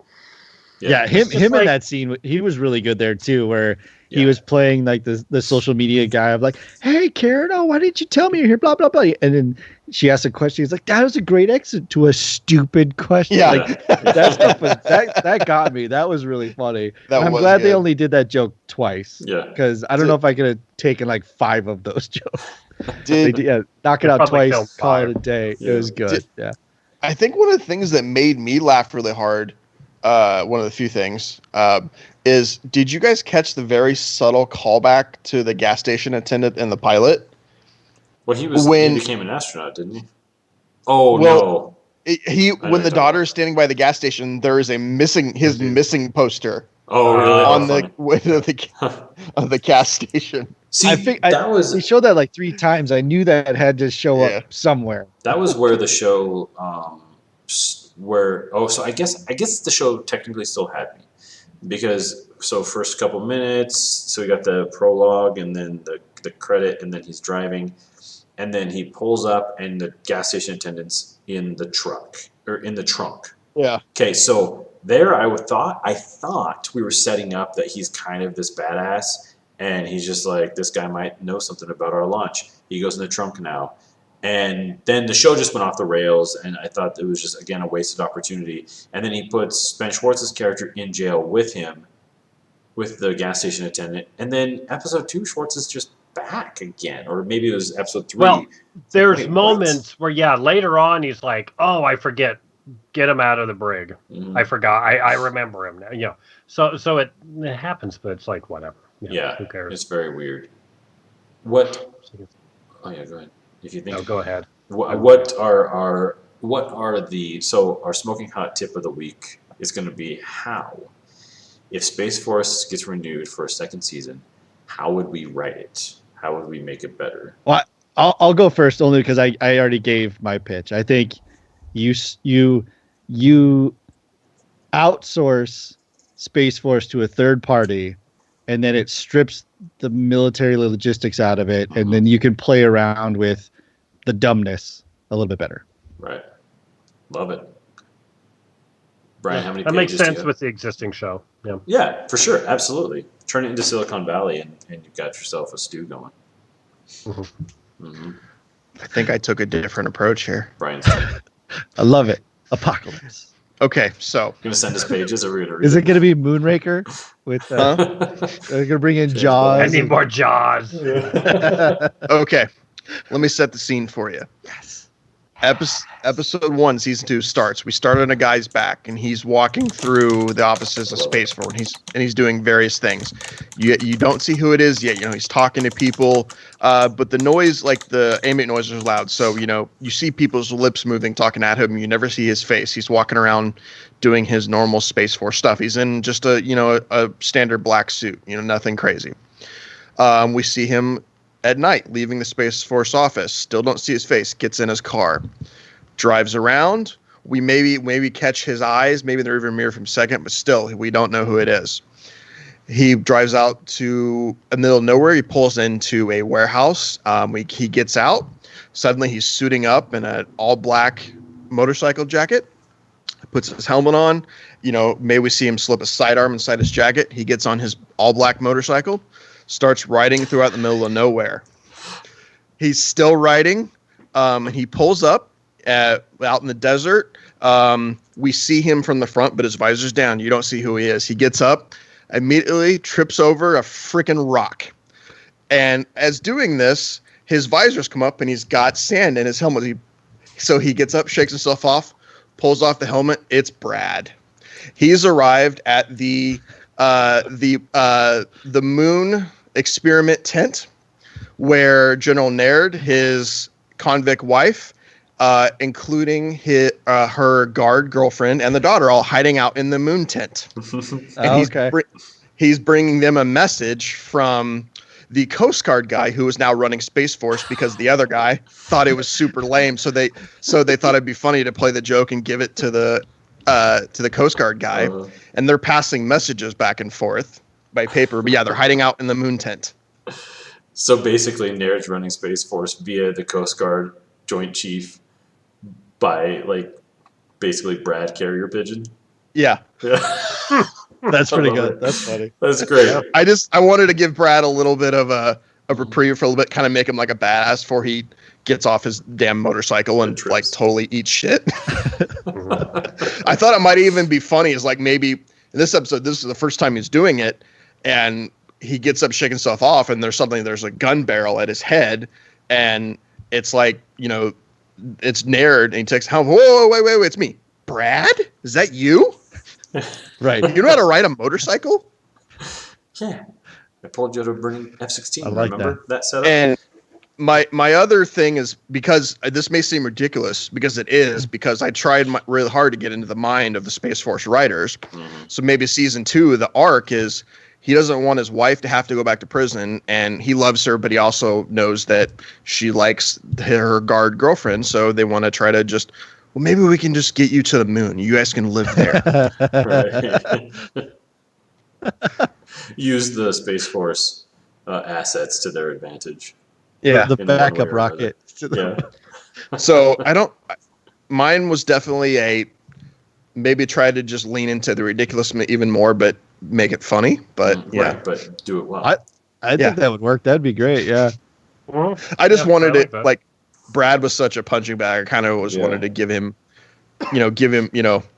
throw him a bone before I make him a bumbling idiot again. If you were to combine Brian's idea with Eric's idea, bring in some rock star satirists and that great setup for season 2, episode 1, I think we'd have a show on our hands. Or my suggestion is to completely revamp the show and basically take it so it's as if season 1 exists. You still have to play off the story, but we're going to reconstruct everybody's character and everybody's purpose, and it's basically going to become the newsroom. So now it's just an actual Sorkin serious satire. So that's all it is now. It's a well-written, funny show, quippy, pithy. You still got a whole bunch of idiots running around, but we've reconstructed General Naird is now the straight man, and he is in control, but everyone around him is inept and having a hard time. The president, like you guys said, is just giving him all kinds of nonsense at all. The Joint Chief stuff is still same, it's just bonkers banana sauce. But now it's serious, and so what you can actually do is integrate some of the more sort of pressing, interesting matters that we have on our hands in culture. And I think it would be really interesting to actually see an alternate reality of Space Force being launched as a new branch, but the challenges that come with it on a day-to-day basis. That's the one way I would redo it, just turn it into the newsroom. And then 2, now Brian, that you've told me that thing, I would have the whole setup of the motorcycle guy going out into the desert, and he shows up where they just execute everybody, and then the show goes black, and they don't do a season 2. I think that might be just the other option. It's just done. Brad's the hero because he killed the show. Yeah. Put it out of its misery. Yeah, put the show out of its misery. Brad just did the ultimate mercy killing. Yeah. They're like, wow, that's how he became a general. He just, every once in a long while, he does something like that. Yeah. Okay. Right. He's the guy that called Now in we to do get the him. really bad stuff. Yeah. Right. I think it would be perfectly okay for a show like this because of the potential, because of the cast, because of what could have happened, is if it did reboot completely with, a Veep style of Well, I mean, of show.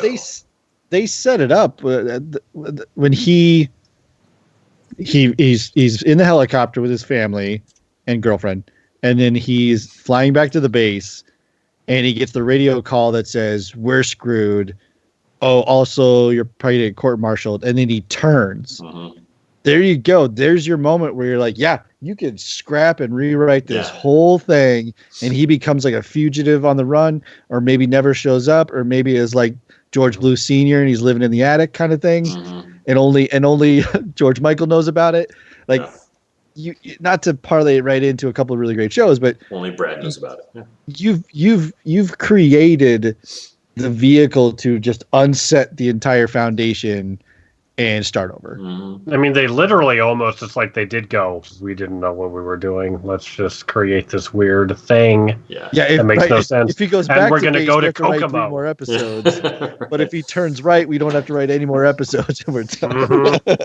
Or pick it up. Pick up the show somewhere else. Pick up the show when it landed. The reason that I was thinking the newsroom thing was because, for one, just like to integrate cultural events into the show would be really interesting, and make it feel real. But I thought that the when Captain Ali gets to the moon and she's, instead of saying it's great to be back on the moon, she says it's great to be black on the moon.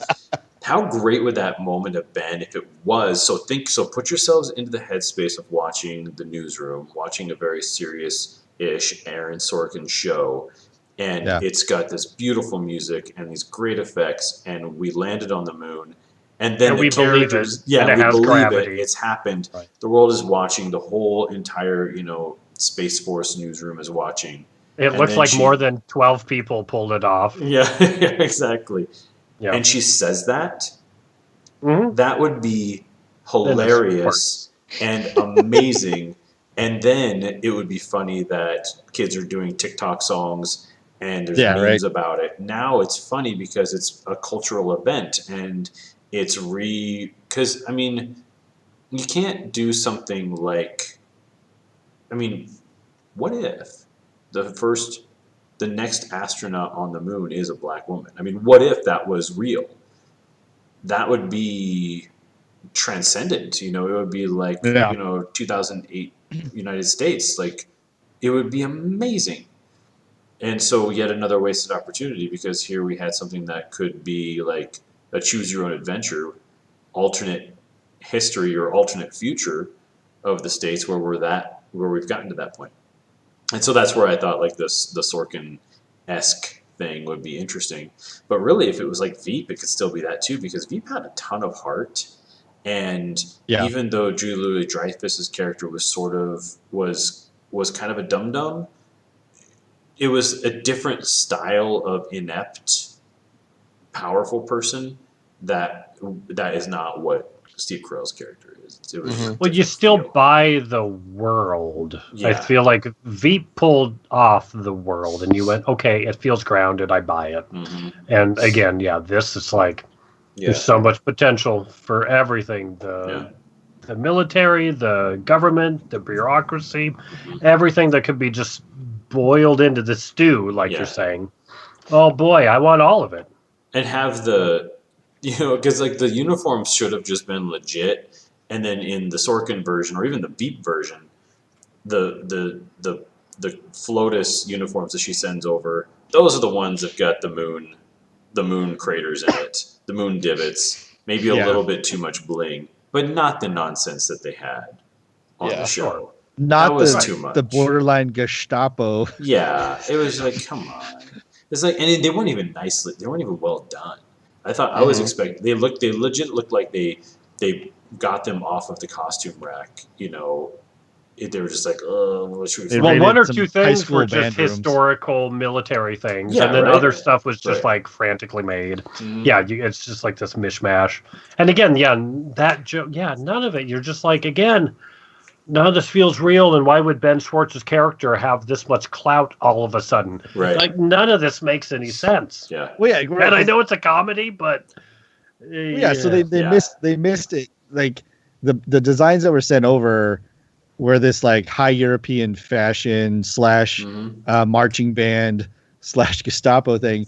They missed the jokes of like, you go back to like the 70s, what they thought the future. So everyone's just wearing like one color lycra Plastic. with the Yeah. zipper from their toe to their chin. Yeah. So you have that's a design, and then It you've should be got more like like Kanye. What would Kanye come up with? Yeah, Like or- that or- would be or they relevant. just basically just borrow Yeah. from every sci-fi Yeah. movie that's ever been made, where some people Right, these Logan's giant Run. triangle shoulder pads, and then some people are got like molded plastic like stormtroopers. Like poke fun at every sci-fi film that's come out before your show, and then Right. that's what the FLOTUS recommends, and then that's funny.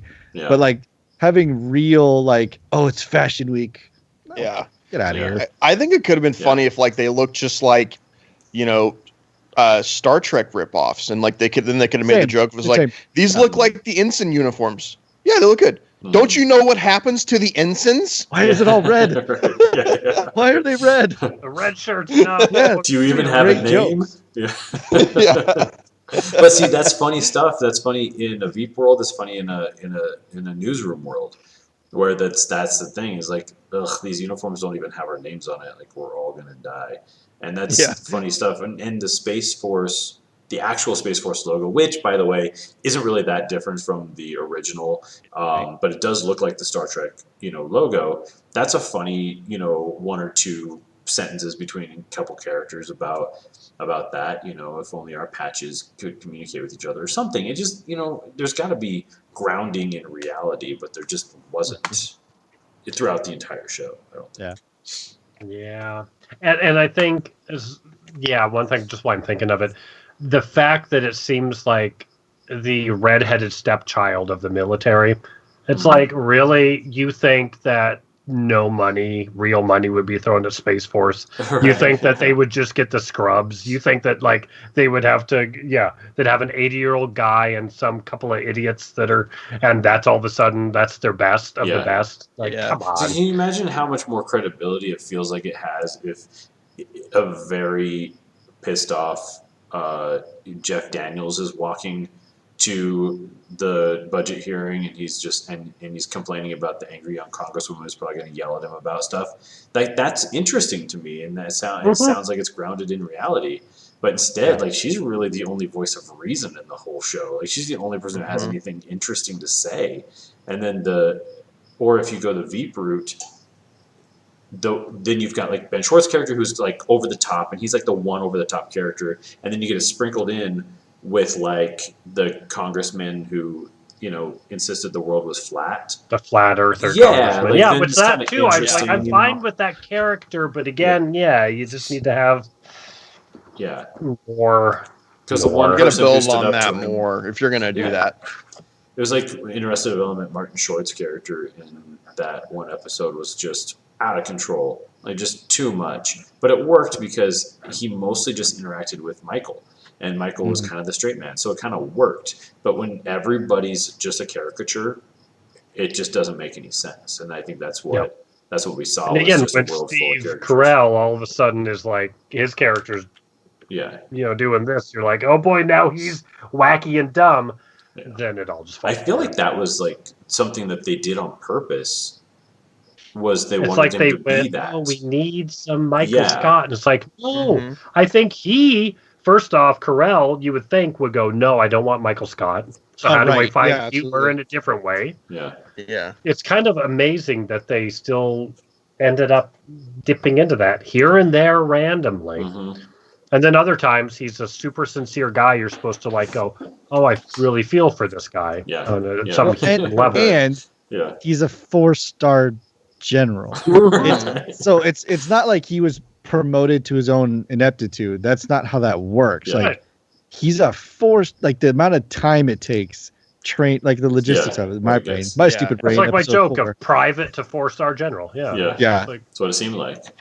That's Yeah, what makes it more interesting if, again, he was Jeff Daniels in the newsroom. Whereas, like, oh man, he's a badass. Like, he got shot down. Bosnia. I mean, how many times did he talk about We worms? told that joke Too like many 3 times. It was just like, why do you keep doing this joke?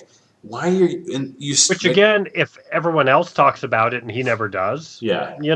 So Yeah. what do worms taste like? Right. Or Yeah. that's the grumbling is that because it's kind of interesting. I don't know a lot. Like I know a few guys who've been shot. A few guys who've gotten things. They don't have their medals up on the wall. you know, and you know, Yeah, they're also kinda, that. Yeah. like They're when the you go opposite of through a braggarts. traumatic experience like that, very few people are just like, "That's my proudest moment when I got that." It's like, no. Usually No, that that's their comes with, trauma. yeah. I mean, like, and then then they did this thing where he would have these moments. Steve Carell would have these moments where he would talk about World War II, and then John Malkovich was like, "Not everything is all about World War II."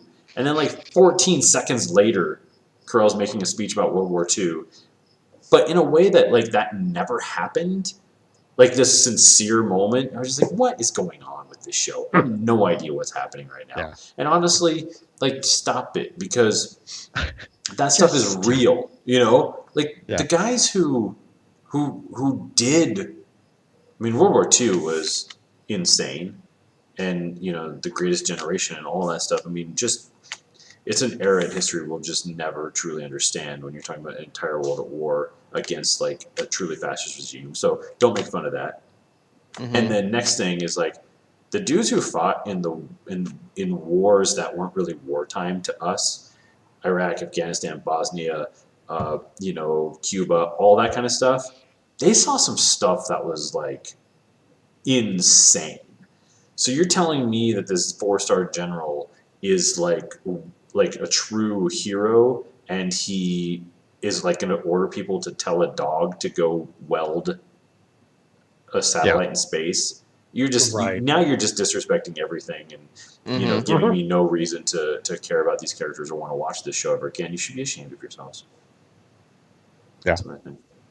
I think that's one of my fixes, to pull the military part out completely. Yeah. Sell it to he bails, right? He basically cuts and runs with his family. Mm-hmm. The fifth branch falls into disarray. The POTUS was like, well, here's my buddy who runs Schmatheon. Right. And yeah, they Oh, they privatized said it. Raytheon, didn't And they? Lockheed. That was, Yeah, they did. that's what Lockheed and Yeah. Raytheon are already They mentioned in that some world. some high tier names, which was surprising. Right, they would say POTUS, but not, you know, the current POTUS. Schmatheon. Schmatheon. So it came close. Like I had fun with it, but it's not. No, you enjoyed it. It And did I not think- reach the bar that it was advertised as, and it definitely had issues. But it's the 5 or 6 funny moments are pretty funny, and but like not some worth of the 10 episodes of your life. no, Yeah. I mean, it's I would put this on the shelf of like, if you just kind of want to give something like a shot, or if you want to watch like a specific, like if somebody talks about a specific episode, go watch the specific episode. Right. But you don't necessarily need to see all of them to get it. You know, it's Yeah, interesting. it's a very bottle episode type of thing. Yeah. It's Right. It's Family Matters. yeah. Kind of. You know, it's like, yeah. Yeah. I I just don't need to know where Urkel came from and where he's heading. It's Urkel. I get it. Urkel's now the head of Space Force. if I know someone that hadn't listened to us talk about it or watched it online, which that's possible, if they ask me, oh, should I watch it? I would say, well, if you want my long answer, go listen to my podcast. But my short answer is no, go watch Arrested Development or Veep. And Right. that's what that Yeah. show Yeah. should have been. Yeah, That would be my answer.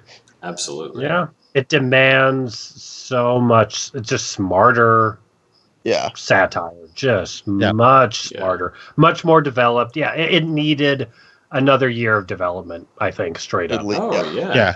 That's I I just would don't get how those actors read the script. Knowing some of them, I just don't understand how they read it and said, yeah. I mean, I guess you just do it when Steve Carell's there, maybe with some money. Yeah. Malkovich is in it. But I think that's part of it, where you're just like, well, Malkovich is in it, Steve Carell's in it. I should be in this show. But it just wasn't the case. It was, they got sold a bad bill of goods on this one. Yeah. It's like they stepped on a turd and scraped it on the cement. But it was underneath Steve Carell's shoe, and they were like, it must be a good turd, because it was his Right. shoe. I Yeah. mean, it was his shoe. Yeah. But like we were talking about the jokes earlier with like the stands, how do you make these that one specific joke about the food stand, and I feel like instead of this well-developed thing, it's just someone stepped on a turd and skidded on the cement. Right. And he went, "Oh, that's what you did with it." Right. Oh. Spilling ice cream on a Maybach. That was their idea of comedy. Yeah. I mean, really. And then at the end, Really? it just came back as like, why does my car smell like baby vomit? Like, it was ice cream. Is It that what wouldn't ice cream smell smells like? Yeah, Yeah. that didn't make any sense either. It's such a bad joke. Did I? Okay, I did. Yeah. No, And no, she you're was right. good. It was a terrible joke. Yeah. Okay. She was Because great. just She was a great confused. character. How great. Okay, Yeah, so she was. take that, put that episode into the newsroom. Now it works.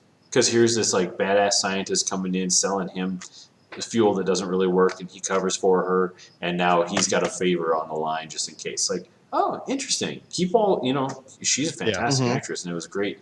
She played the part really well. Because again, she was defined. She was well defined. She knew what she was. The writers knew what she was. Yeah. It made sense. Great. Everything else. Here and there, little nuggets, they knew what they were, and you go, okay, fine, Yeah. it works fine. Yeah. Oh, and Fred Willard, we have to talk about Fred Willard We before should we talk about Fred fill this Willard. up too, because now we know his cause of death. Oh my Well, Now we know what did it. Ouch. kinda. Please continue to stare into the camera as quickly as possible while you say that. Oh my god. The Hopefully, wonderful Fred Willard. Hopefully, Well, Eric And I don't see it. even know what if he was funny because I just went, oh, this was like the last thing that he did Yeah, was right? this, and that's Yeah. all. I was all consuming, so I couldn't enjoy Yeah. his performance at all. It was like knowing that Raul Julia did Street Fighter as his last movie. You're just like, Well, yeah. this man was one of the most brilliant actors of his generation, and Street Fighter was his last one? Ugh. Right? Just like overwhelming sympathy that this was Yeah. Fred Willard's last thing. Not everyone can be Jim No. I almost said Jim Caviezel. Jim Wrong Jim. Jim Cazale. Is it Cazale? Not everything can be Passion of the Yeah. Christ. Not everyone makes two Godfathers and a couple of other, gems, and then, some people have to make Space Force. That was sad. I hated that. I hated it, especially the fact that you knew he had passed, and it was just like all the scenes were him being full of dementia and his wife dying on the bed, and I was just like, I hate it. I hate it all. Yeah, it was They a should have little too rewritten it, close don't to you think? reality. I mean, don't you think that would have made more sense? Is like 100%. rewrite it, or just completely. Maybe you don't need to cut him out because he's so good and he's so funny. But I mean, change something so that we're not all sitting there thinking about his death the entire time we're seeing him be on screen. I mean, maybe I'm wrong, but that's In just what I diminished would have done. capacity, yeah. Yeah, I mean, we Because did it the for- last few things was he doing stuff for Kimmel? I mean, I'd seen him a couple times. He might was have done on other that. stuff. Yeah, He was on You Modern Need Family. to Leave. Oh, right. I know. Yeah, that's a great show. I never watched. What's that Netflix comedy? Was it Netflix? Selling Sunset. You Need to Leave. It's Your Time to Go. Something like that. Oh, I don't know. That's the name of that show. It's like a stupid sketch comedy show, but he's in one of them. But, Oh, okay. but again, like, yeah, I saw him when he was palsied and he was shaking, and it was Yeah. like you just see him, it's like, oh boy, he's really Yeah. going downhill. Yeah. And so they cast him when obviously he was downhill, and Yeah, it's just so sad. I just don't like Yeah. it. But there's no. Okay, newsroom. What if the dad was unstable and mom was wandering around the street, and this 4-star general who was recast with Jeff Daniels had to handle that. That kind of trauma. My only during him. fear with that route is you think about when 30 Rock first came out, there was a competing show Mhm. that had like Bradley Whitford and Studio 60. yeah. But no, it wasn't So- the same though. It wasn't about No, no, the no. same 20 thing. Yeah, they were Sponge. different. 20, Right. 20 But sponge. this is what I'm getting at 20 though. It's like sponge as opposed I'm- to 30. one show lived for 8 seasons or whatever. Mhm. One show died quickly. My only concern with something like this would be either The one with the friend in it. I'll give you a hint.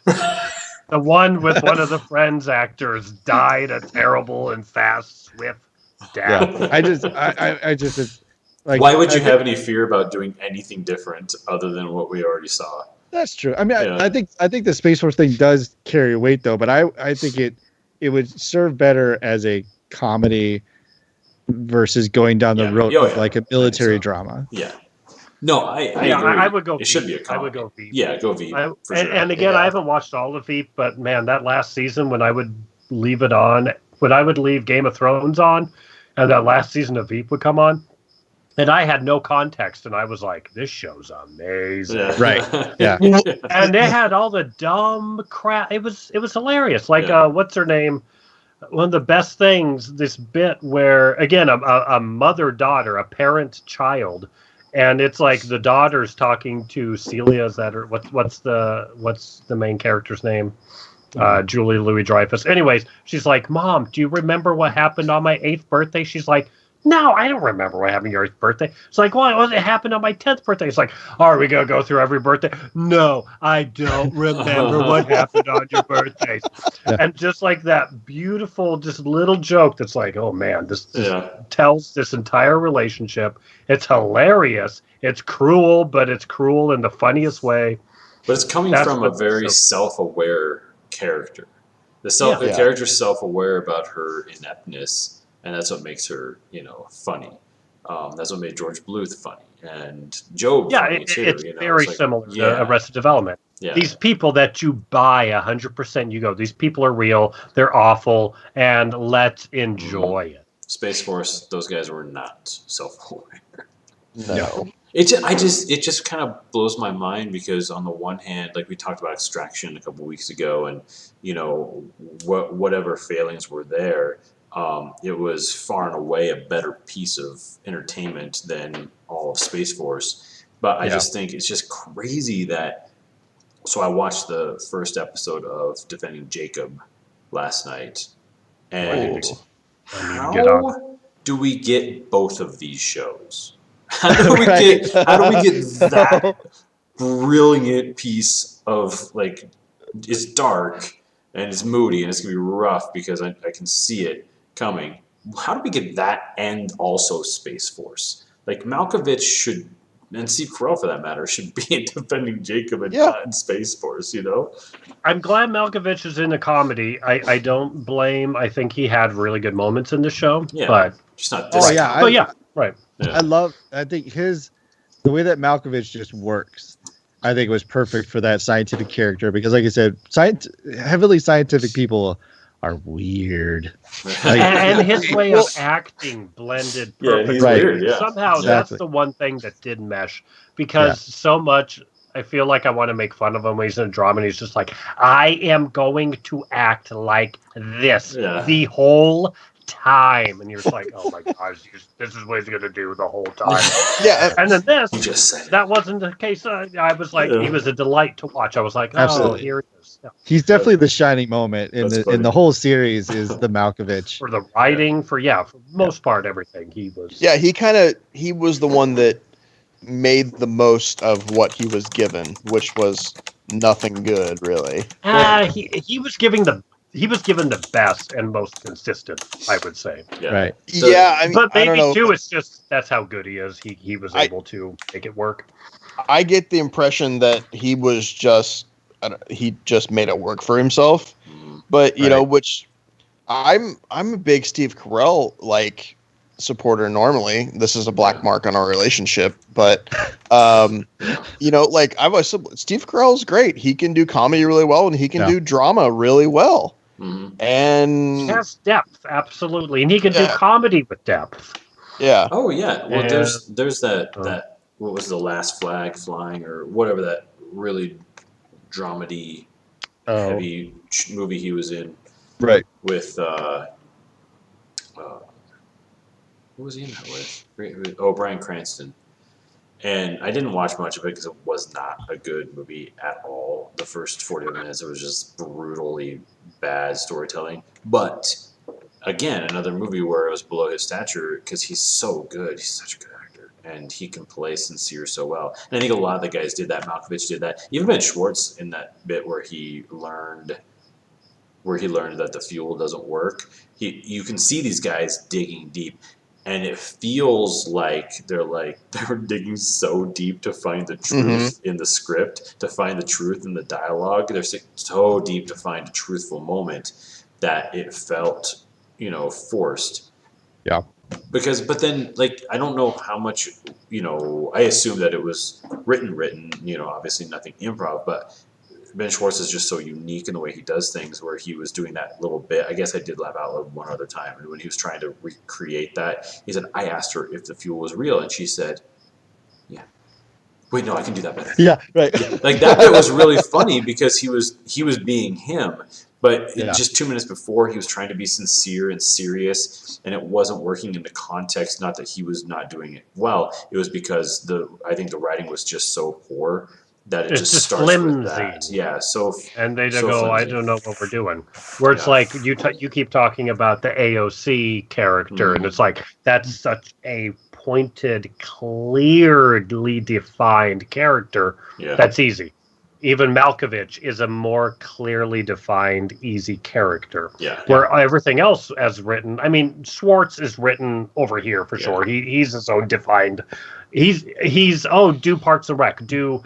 Essentially, they're like, do the thing. Jean-Ralphio. But that's what makes him interesting as a character, because he does have that very clear through line and a very clear point of view. I spend a lot of time in the social media world, and I love people like that who are just all about it.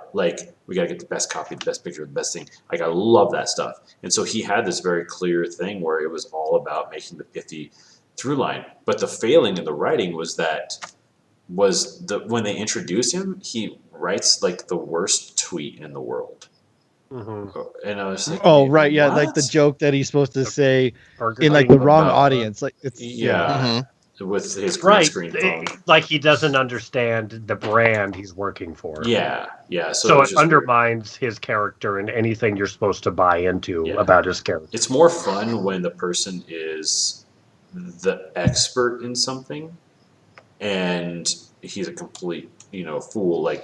That's funny. If he was he's the expert in social media, he knows what he's doing, but he constantly the stuff where the questions that came up where they were saying that was a really great answer to a terrible question. He's kind of a jerk and he's kind of an a-hole, but he's still the best. And so he played it really well, but some of the writing was rough. Yeah, he just needed to be the press secretary from Veep. Yeah. And he was kind of like an amalgamation of that character, the bumbling idiot part, but then he was also the I can't remember the Aziz Ansari character from Parks and Rec. Yeah, a little bit. Mm-hmm. Yeah. Right. Mm-hmm.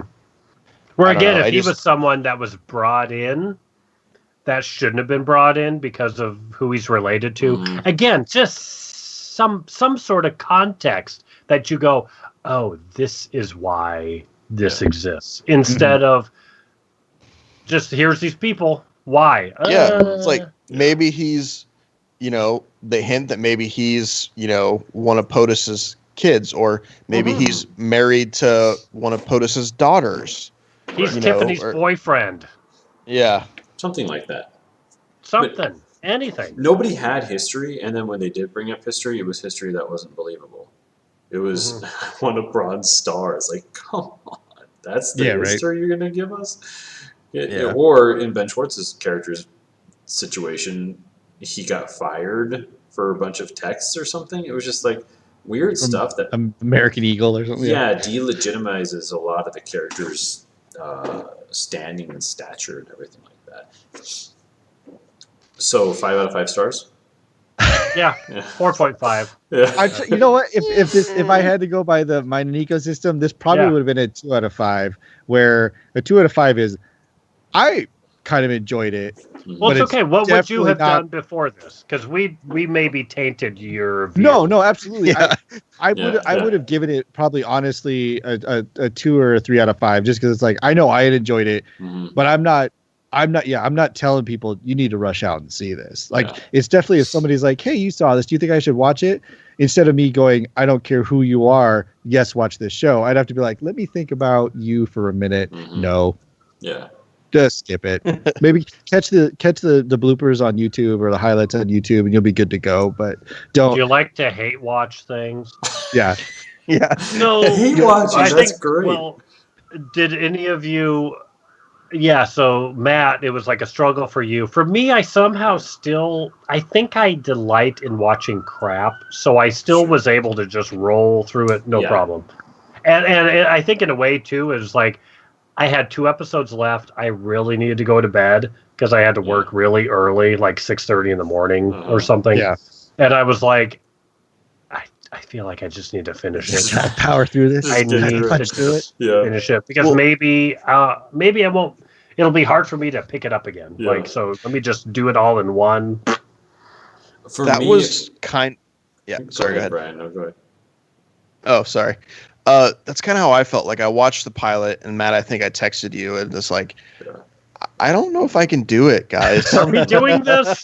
Yeah, and I was like, no, you know what? For the podcast, I'm gonna push through. So like last weekend, I think it was on Saturday. Like Natalie was busy or something. I'm like, okay, cool. I'm just gonna sit down and I'm just gonna like power through Space Force. I gotta watch it.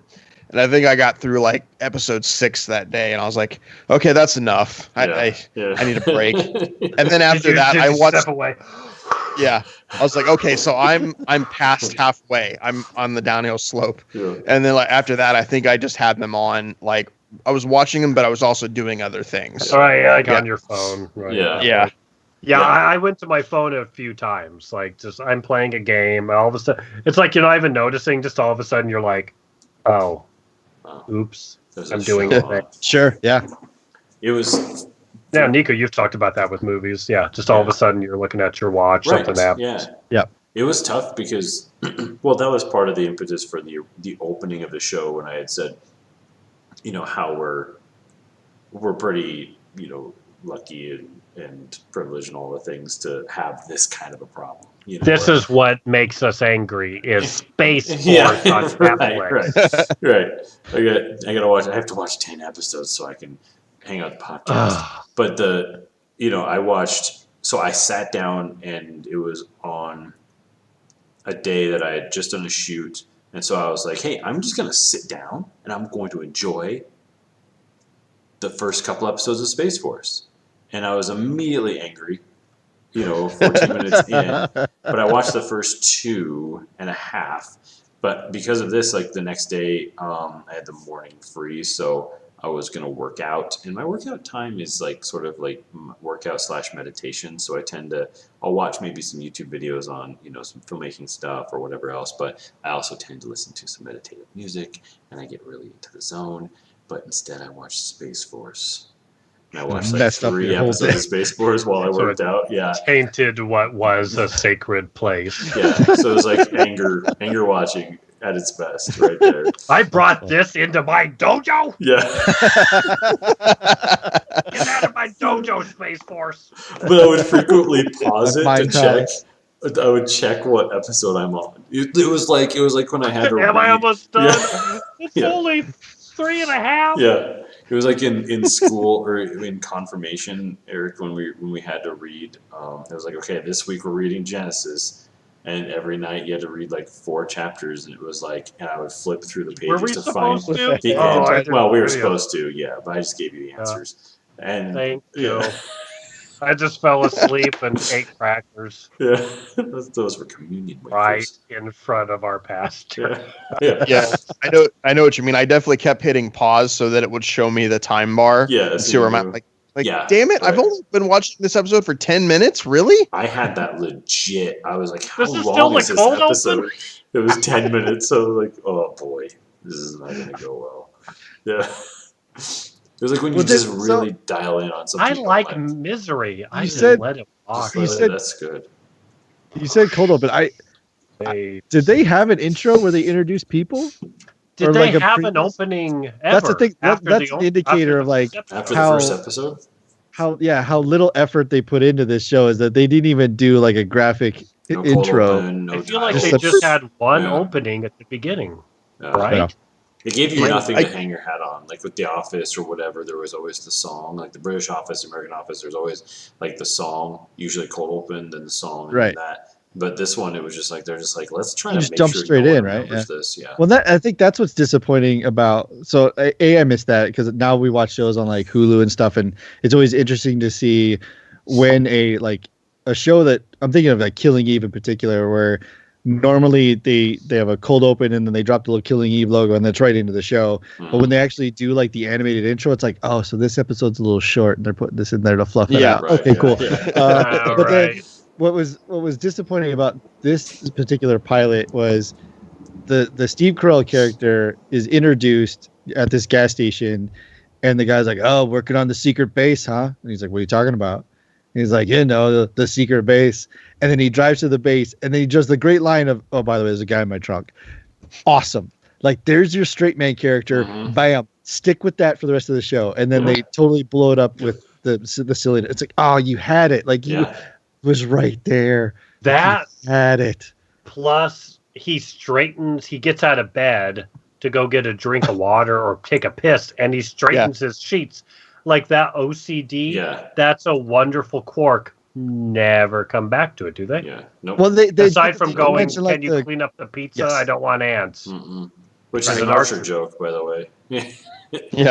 That's how you get ants. Just a recycled Archer joke. So, but that's a great point, though, too. What was the deal with the fact that he drives up to the mountain opens up, he drives in, and there's 1,000 people in there? It's like, it's not a secret base. It's a big lush canyon. It's the population of the town.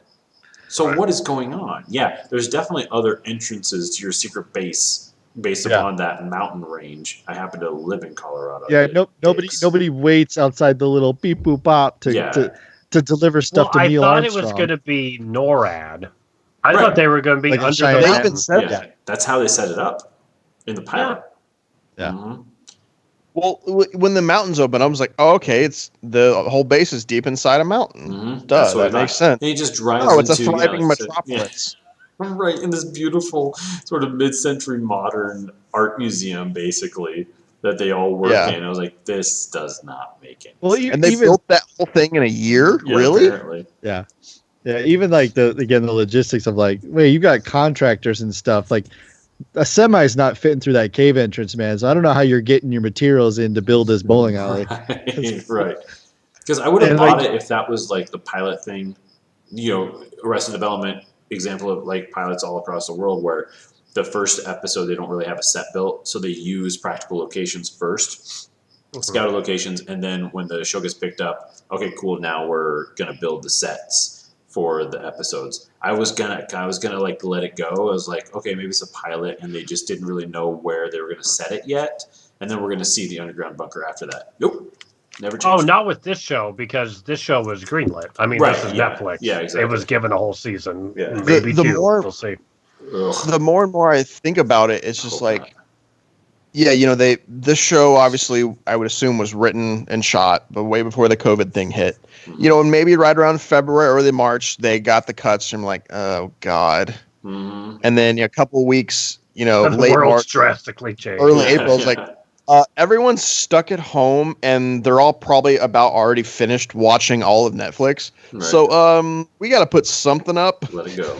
Yep, release it. And it's leaked that we're coming. I mean, the second that the genesis of this idea popped up, it was pretty quick after Space Force was announced. It was Trump made Space Force, and then probably within a month, there's going to be a TV show with Steve Carell. Right. Yeah. And even then, it was kind of like in the back of my head, I went, it'll probably poop its pants, but maybe not. I really wanted to be wrong about this one. I really did. Me too. Same. And Matt, like I share you like the first few minutes. I was like, yeah, okay. I was smiling too. I'm like, yep, all right, I'm into this. And then like we got done because Natalie at first was like, I want to watch it with you, and then we got done. She's like, I don't want to watch this. Are you gonna make me sit with you? Yeah, I have to. Yeah. I had a very, very similar discussion, and we've talked about before of doing like the 3-episode try. Like, let's give it the 3-episode try. Yeah. I'm gonna watch this because we're doing the cast on it, but you know what? This is me giving you that free pass of like, you know what? If you're really not into this, I'm not gonna hold you to it. And I pretty much got the cool. Thanks. Yeah. Sweet bye. Yeah, bye. I wanted to do that. I was like, ugh, the no thank You you wanted bite to was do something. halfway through episode 3, and I was just like, but since Eric powered through it, and Nico, I know that you're really good at like doing like sitting in. I was like, I had to do it. And Oh, yeah, Brian, Nico, you're dedicated. I wouldn't have minded if the two of you, Brian and Matt, would have been like, "No, what happened? Yeah. Tell me how terrible it Yeah. was." I don't. That would have been fine. Well, that's good content too. I mean, it's yeah, but I honestly, My I other wanted, podcast is there's a dummy and 3 of us explain a stupid movie yeah, to the dummy, and then we'll try that. and then we sometime. go, "Do you want to watch it?" And they go, whatever." Yeah, I still watched Rise of Skywalker after you told me how it works. So Right? yeah, and it was better than I thought it was going to be. So it was Right. nice. We lowered your You expectations. did. Well, Absolutely. I lowered your 2.5 hours expectations. to get to Star Wars. Yeah. Because Matt and I texted, after Matt, you watched 2 episodes or an episode and a half, and you texted me, and I was like, I can't say it's worth finishing. Yeah. Oh, yeah. And I was like, yeah. But that's right, because I didn't want to tell you guys too much, but I'm very rarely the first one to the rodeo. So when I texted and I was like, hey guys, has anyone else started Space Force? I was hoping everyone would be like, no, not yet. And I'd be like, cool. So we're gonna abandon ship and we're gonna talk about literally anything else this week. Please, No, let's I talk think this about is- Justice League. Yeah. Please. No, Yeah, I love disasters. Like, honestly, no. talk about my other podcast. We talked about Parasite one week, and it was like, that does not work. We need to talk about stupid crap. Right. Because that's it's much more divisive. It's much more entertaining. Yeah. Everyone had vigor. Like, when it's a good thing that everyone loves, you're like, yeah, it was wonderful. Yeah. It was shot so pretty. Yeah. Oh, no, you want something you kind of hate. Yeah. Gives you Well, it's fire. definitely more interesting to Yeah. talk about. This one was good though, because I mean, the failings But that you were waste there. your time watching crap. I think that we're smart about why we hated this show, though. I mean, Oh yeah, it's we're like- not it's like- irrationally angry at it. yeah, no, No. it's unnecessarily homophobic, borderline ethnophobic, Yeah. poorly written. What else? But in a way where Poorly it's written, just like poorly written, Poorly written. lazy, fast, rushed, potential squished. It's a turd squished, slid along the sidewalk. Yeah. You know, And and you went, someone that turd could commented. have been wonderful. That turd had such potential. And here it is. Someone commented on the live stream. Sold. The turd on cement metaphor totally sold me. yeah, Sarah put that Really? on there. Yeah. Yep. Yeah. Sarah's loving that metaphor. So That's my, Good one. I need to put that on Rotten Tomatoes. That's Yeah. my Rotten Tomatoes win. that's great. Well, so I guess don't watch it.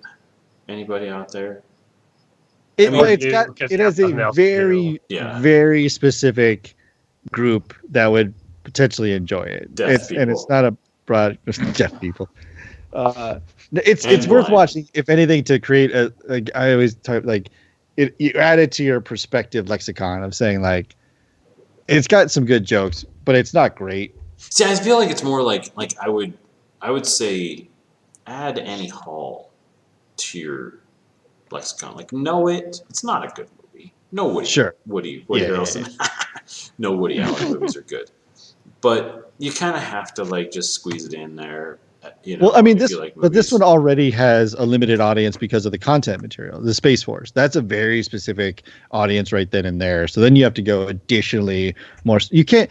I couldn't walk up to a lot of my coworkers or family members, and they're like, "Hey, watch this show." I'm like, don't watch the show. It's not. It's like I always joke with Andrea. We see trailers for stuff, and she'll look at me, giving me the "I'm not watching that," and Right. my joking response is like, "It's not made for you. Right.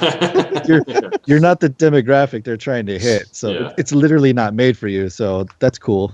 But I think Yeah. that's interesting, though, is I think maybe that was one of the also, besides it being poorly written, was part of the poorly written part is that they were trying to appeal to. Oh, to broaden it Yeah, out? broaden it out and make it just. They're like, let's just make it funny, but not specific. But the thing is, I would go Right. with that theory on a lot of things. Like, it should be just a good script no matter what the genre, and then it'll work. But something that Patrick Stewart said a long time ago. He said the And first thing a Star Trek movie has to be is first and foremost a Star Trek movie.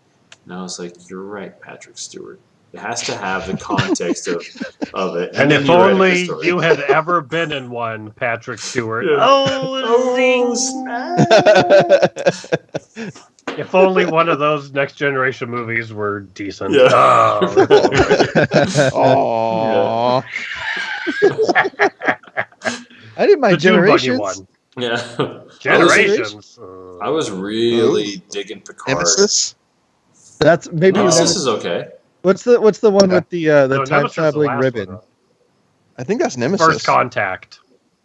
Oh, maybe No, it's that's First Contact. Generations. Yeah, no. No, you're talking about the Malcolm Yes. McDowell. Malcolm McDowell with That's- Shatner, but it's got like the First time Contact. ribbon.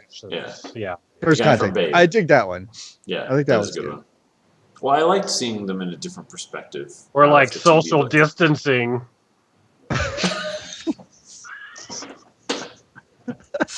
Star Trek social distancing. It's just a holodeck with like Work these it out on the imaginary holodeck. 6-foot barriers. Well, I feel like the holodeck solves the problem. It sure Because does. there's no actual physical content. Yeah. Just hanging out. Oh yeah, you watched Picard. Sorry, we're like. Oh yeah, and I was like so on board for the first like couple episodes. I even texted you guys. I was like, "Hey, I'm kind of digging the show." That quickly stopped. I haven't watched it. You Yeah. wanted to quickly bury the show.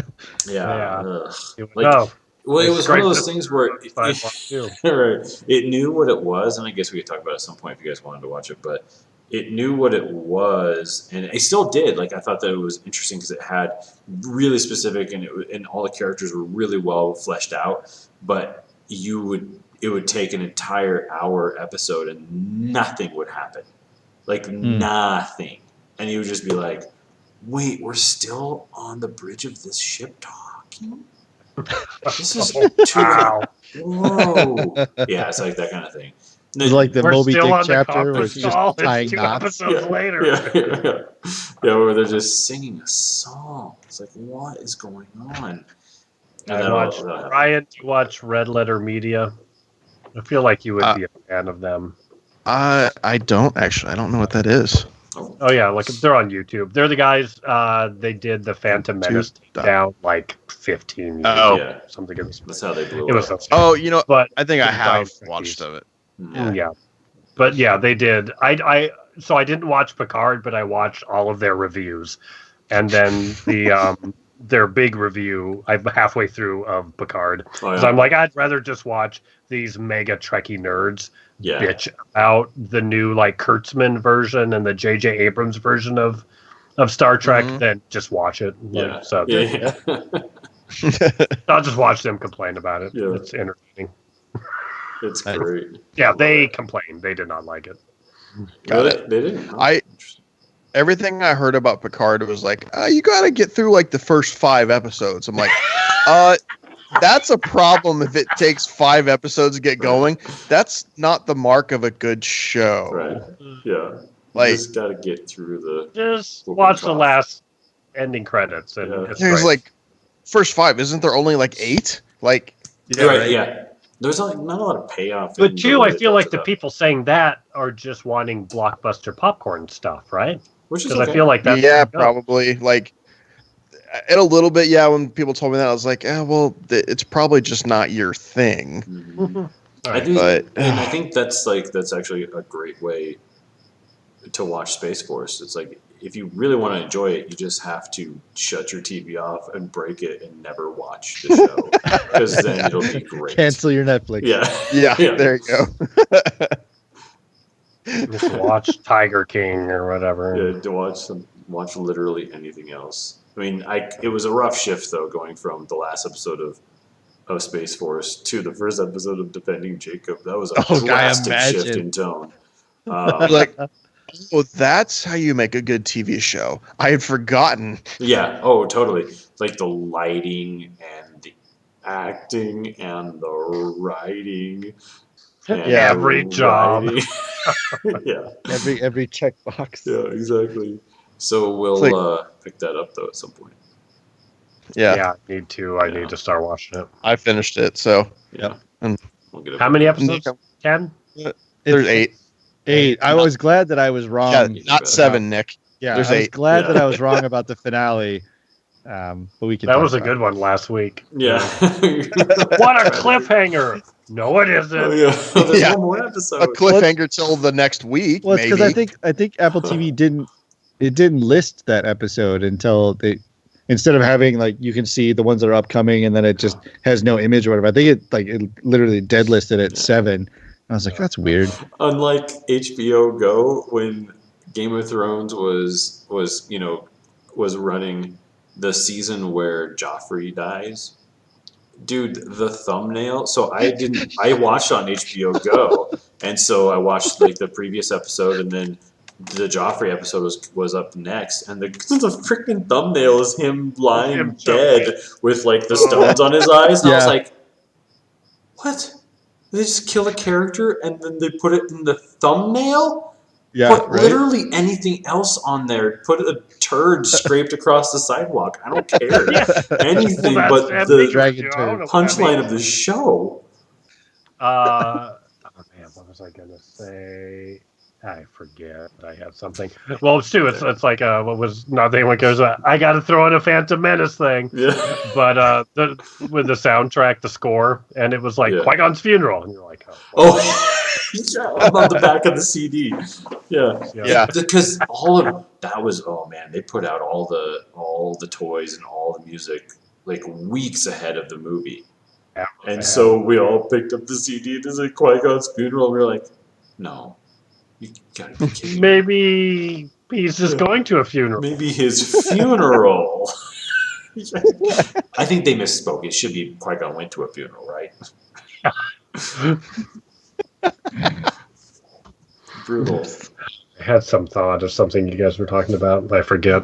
I had a whole lot of triple tonight. Are we sure George Lucas didn't write Space Force? No, it would have Are been we a good trade dispute. Yeah, because I'm sure he didn't, because you would have like more 3PO stupid, lazy, dumb jokes. Yeah, probably. Yeah. It's just an absolute garbage train. Oh, this was a thing. Do you watch South Park? No, Yeah. I don't really watch it. So there's this episode where all the boys, the main 4 boys, write like the vilest thing they can, which is all the worst words they possibly can, and they call it Scrody McBooger Balls, I think is the name of it. and like, I think it Stan's keeping it like in his dresser under his socks or something. His mom finds it, of course, and she reads it and she's just like, it's vile and disgusting, but it's amazing somehow. And she's like, oh my gosh, this is like a real voice. This is amazing. And Randy reads it, the dad, and he's like, and he throws up and he's like, the Scrody McBooger Balls goes, and he's throwing up, and then he gets to the end, and he's like exhausted because he's puked like 100 times. He's like, Sharon, this is amazing. Oh my God. So this whole thing happens. It becomes a national phenomenon. It's on the Today Show. People put people in a booth. Today Show puts people in a booth. And they're like, how far can you get before you throw up reading Scrody? That's just stupid. And it's like Matt Lauer's sitting there. He's puking and doing the spitting. It's so stupid. But then before all this happens, they're scared that they're going to get caught writing this vile thing. So they blame it on Butters. They say, Butters wrote it. Butters, tell them you wrote it. So Butters is like, I did it. You know, the parents are like, who wrote this? And the kids are like, Butters. Butters like, I did. They're like, it's amazing. And then it becomes a national phenomenon. Yeah. So then Butters follows it up with his own book called The Poop That Took a Pee. Yeah, I think it's what it's called. But I like Space Force to The Poop That Took a Pee. And people are reading it, and they're like, and there's Morgan Freeman, like a fake Morgan Freeman's reading it. The poop that took a pee. A woman saw a poop, and she peed out of her poop hole. You know, it's just stupid. And people are trying to give it the benefit of the doubt. Like, oh, maybe Right, the it's a sophomore different album. direction for this writer, but maybe there's still something. Yeah. Oh man. That's Space Force. That's my second There it analogy. is. It's the poop that took a pee.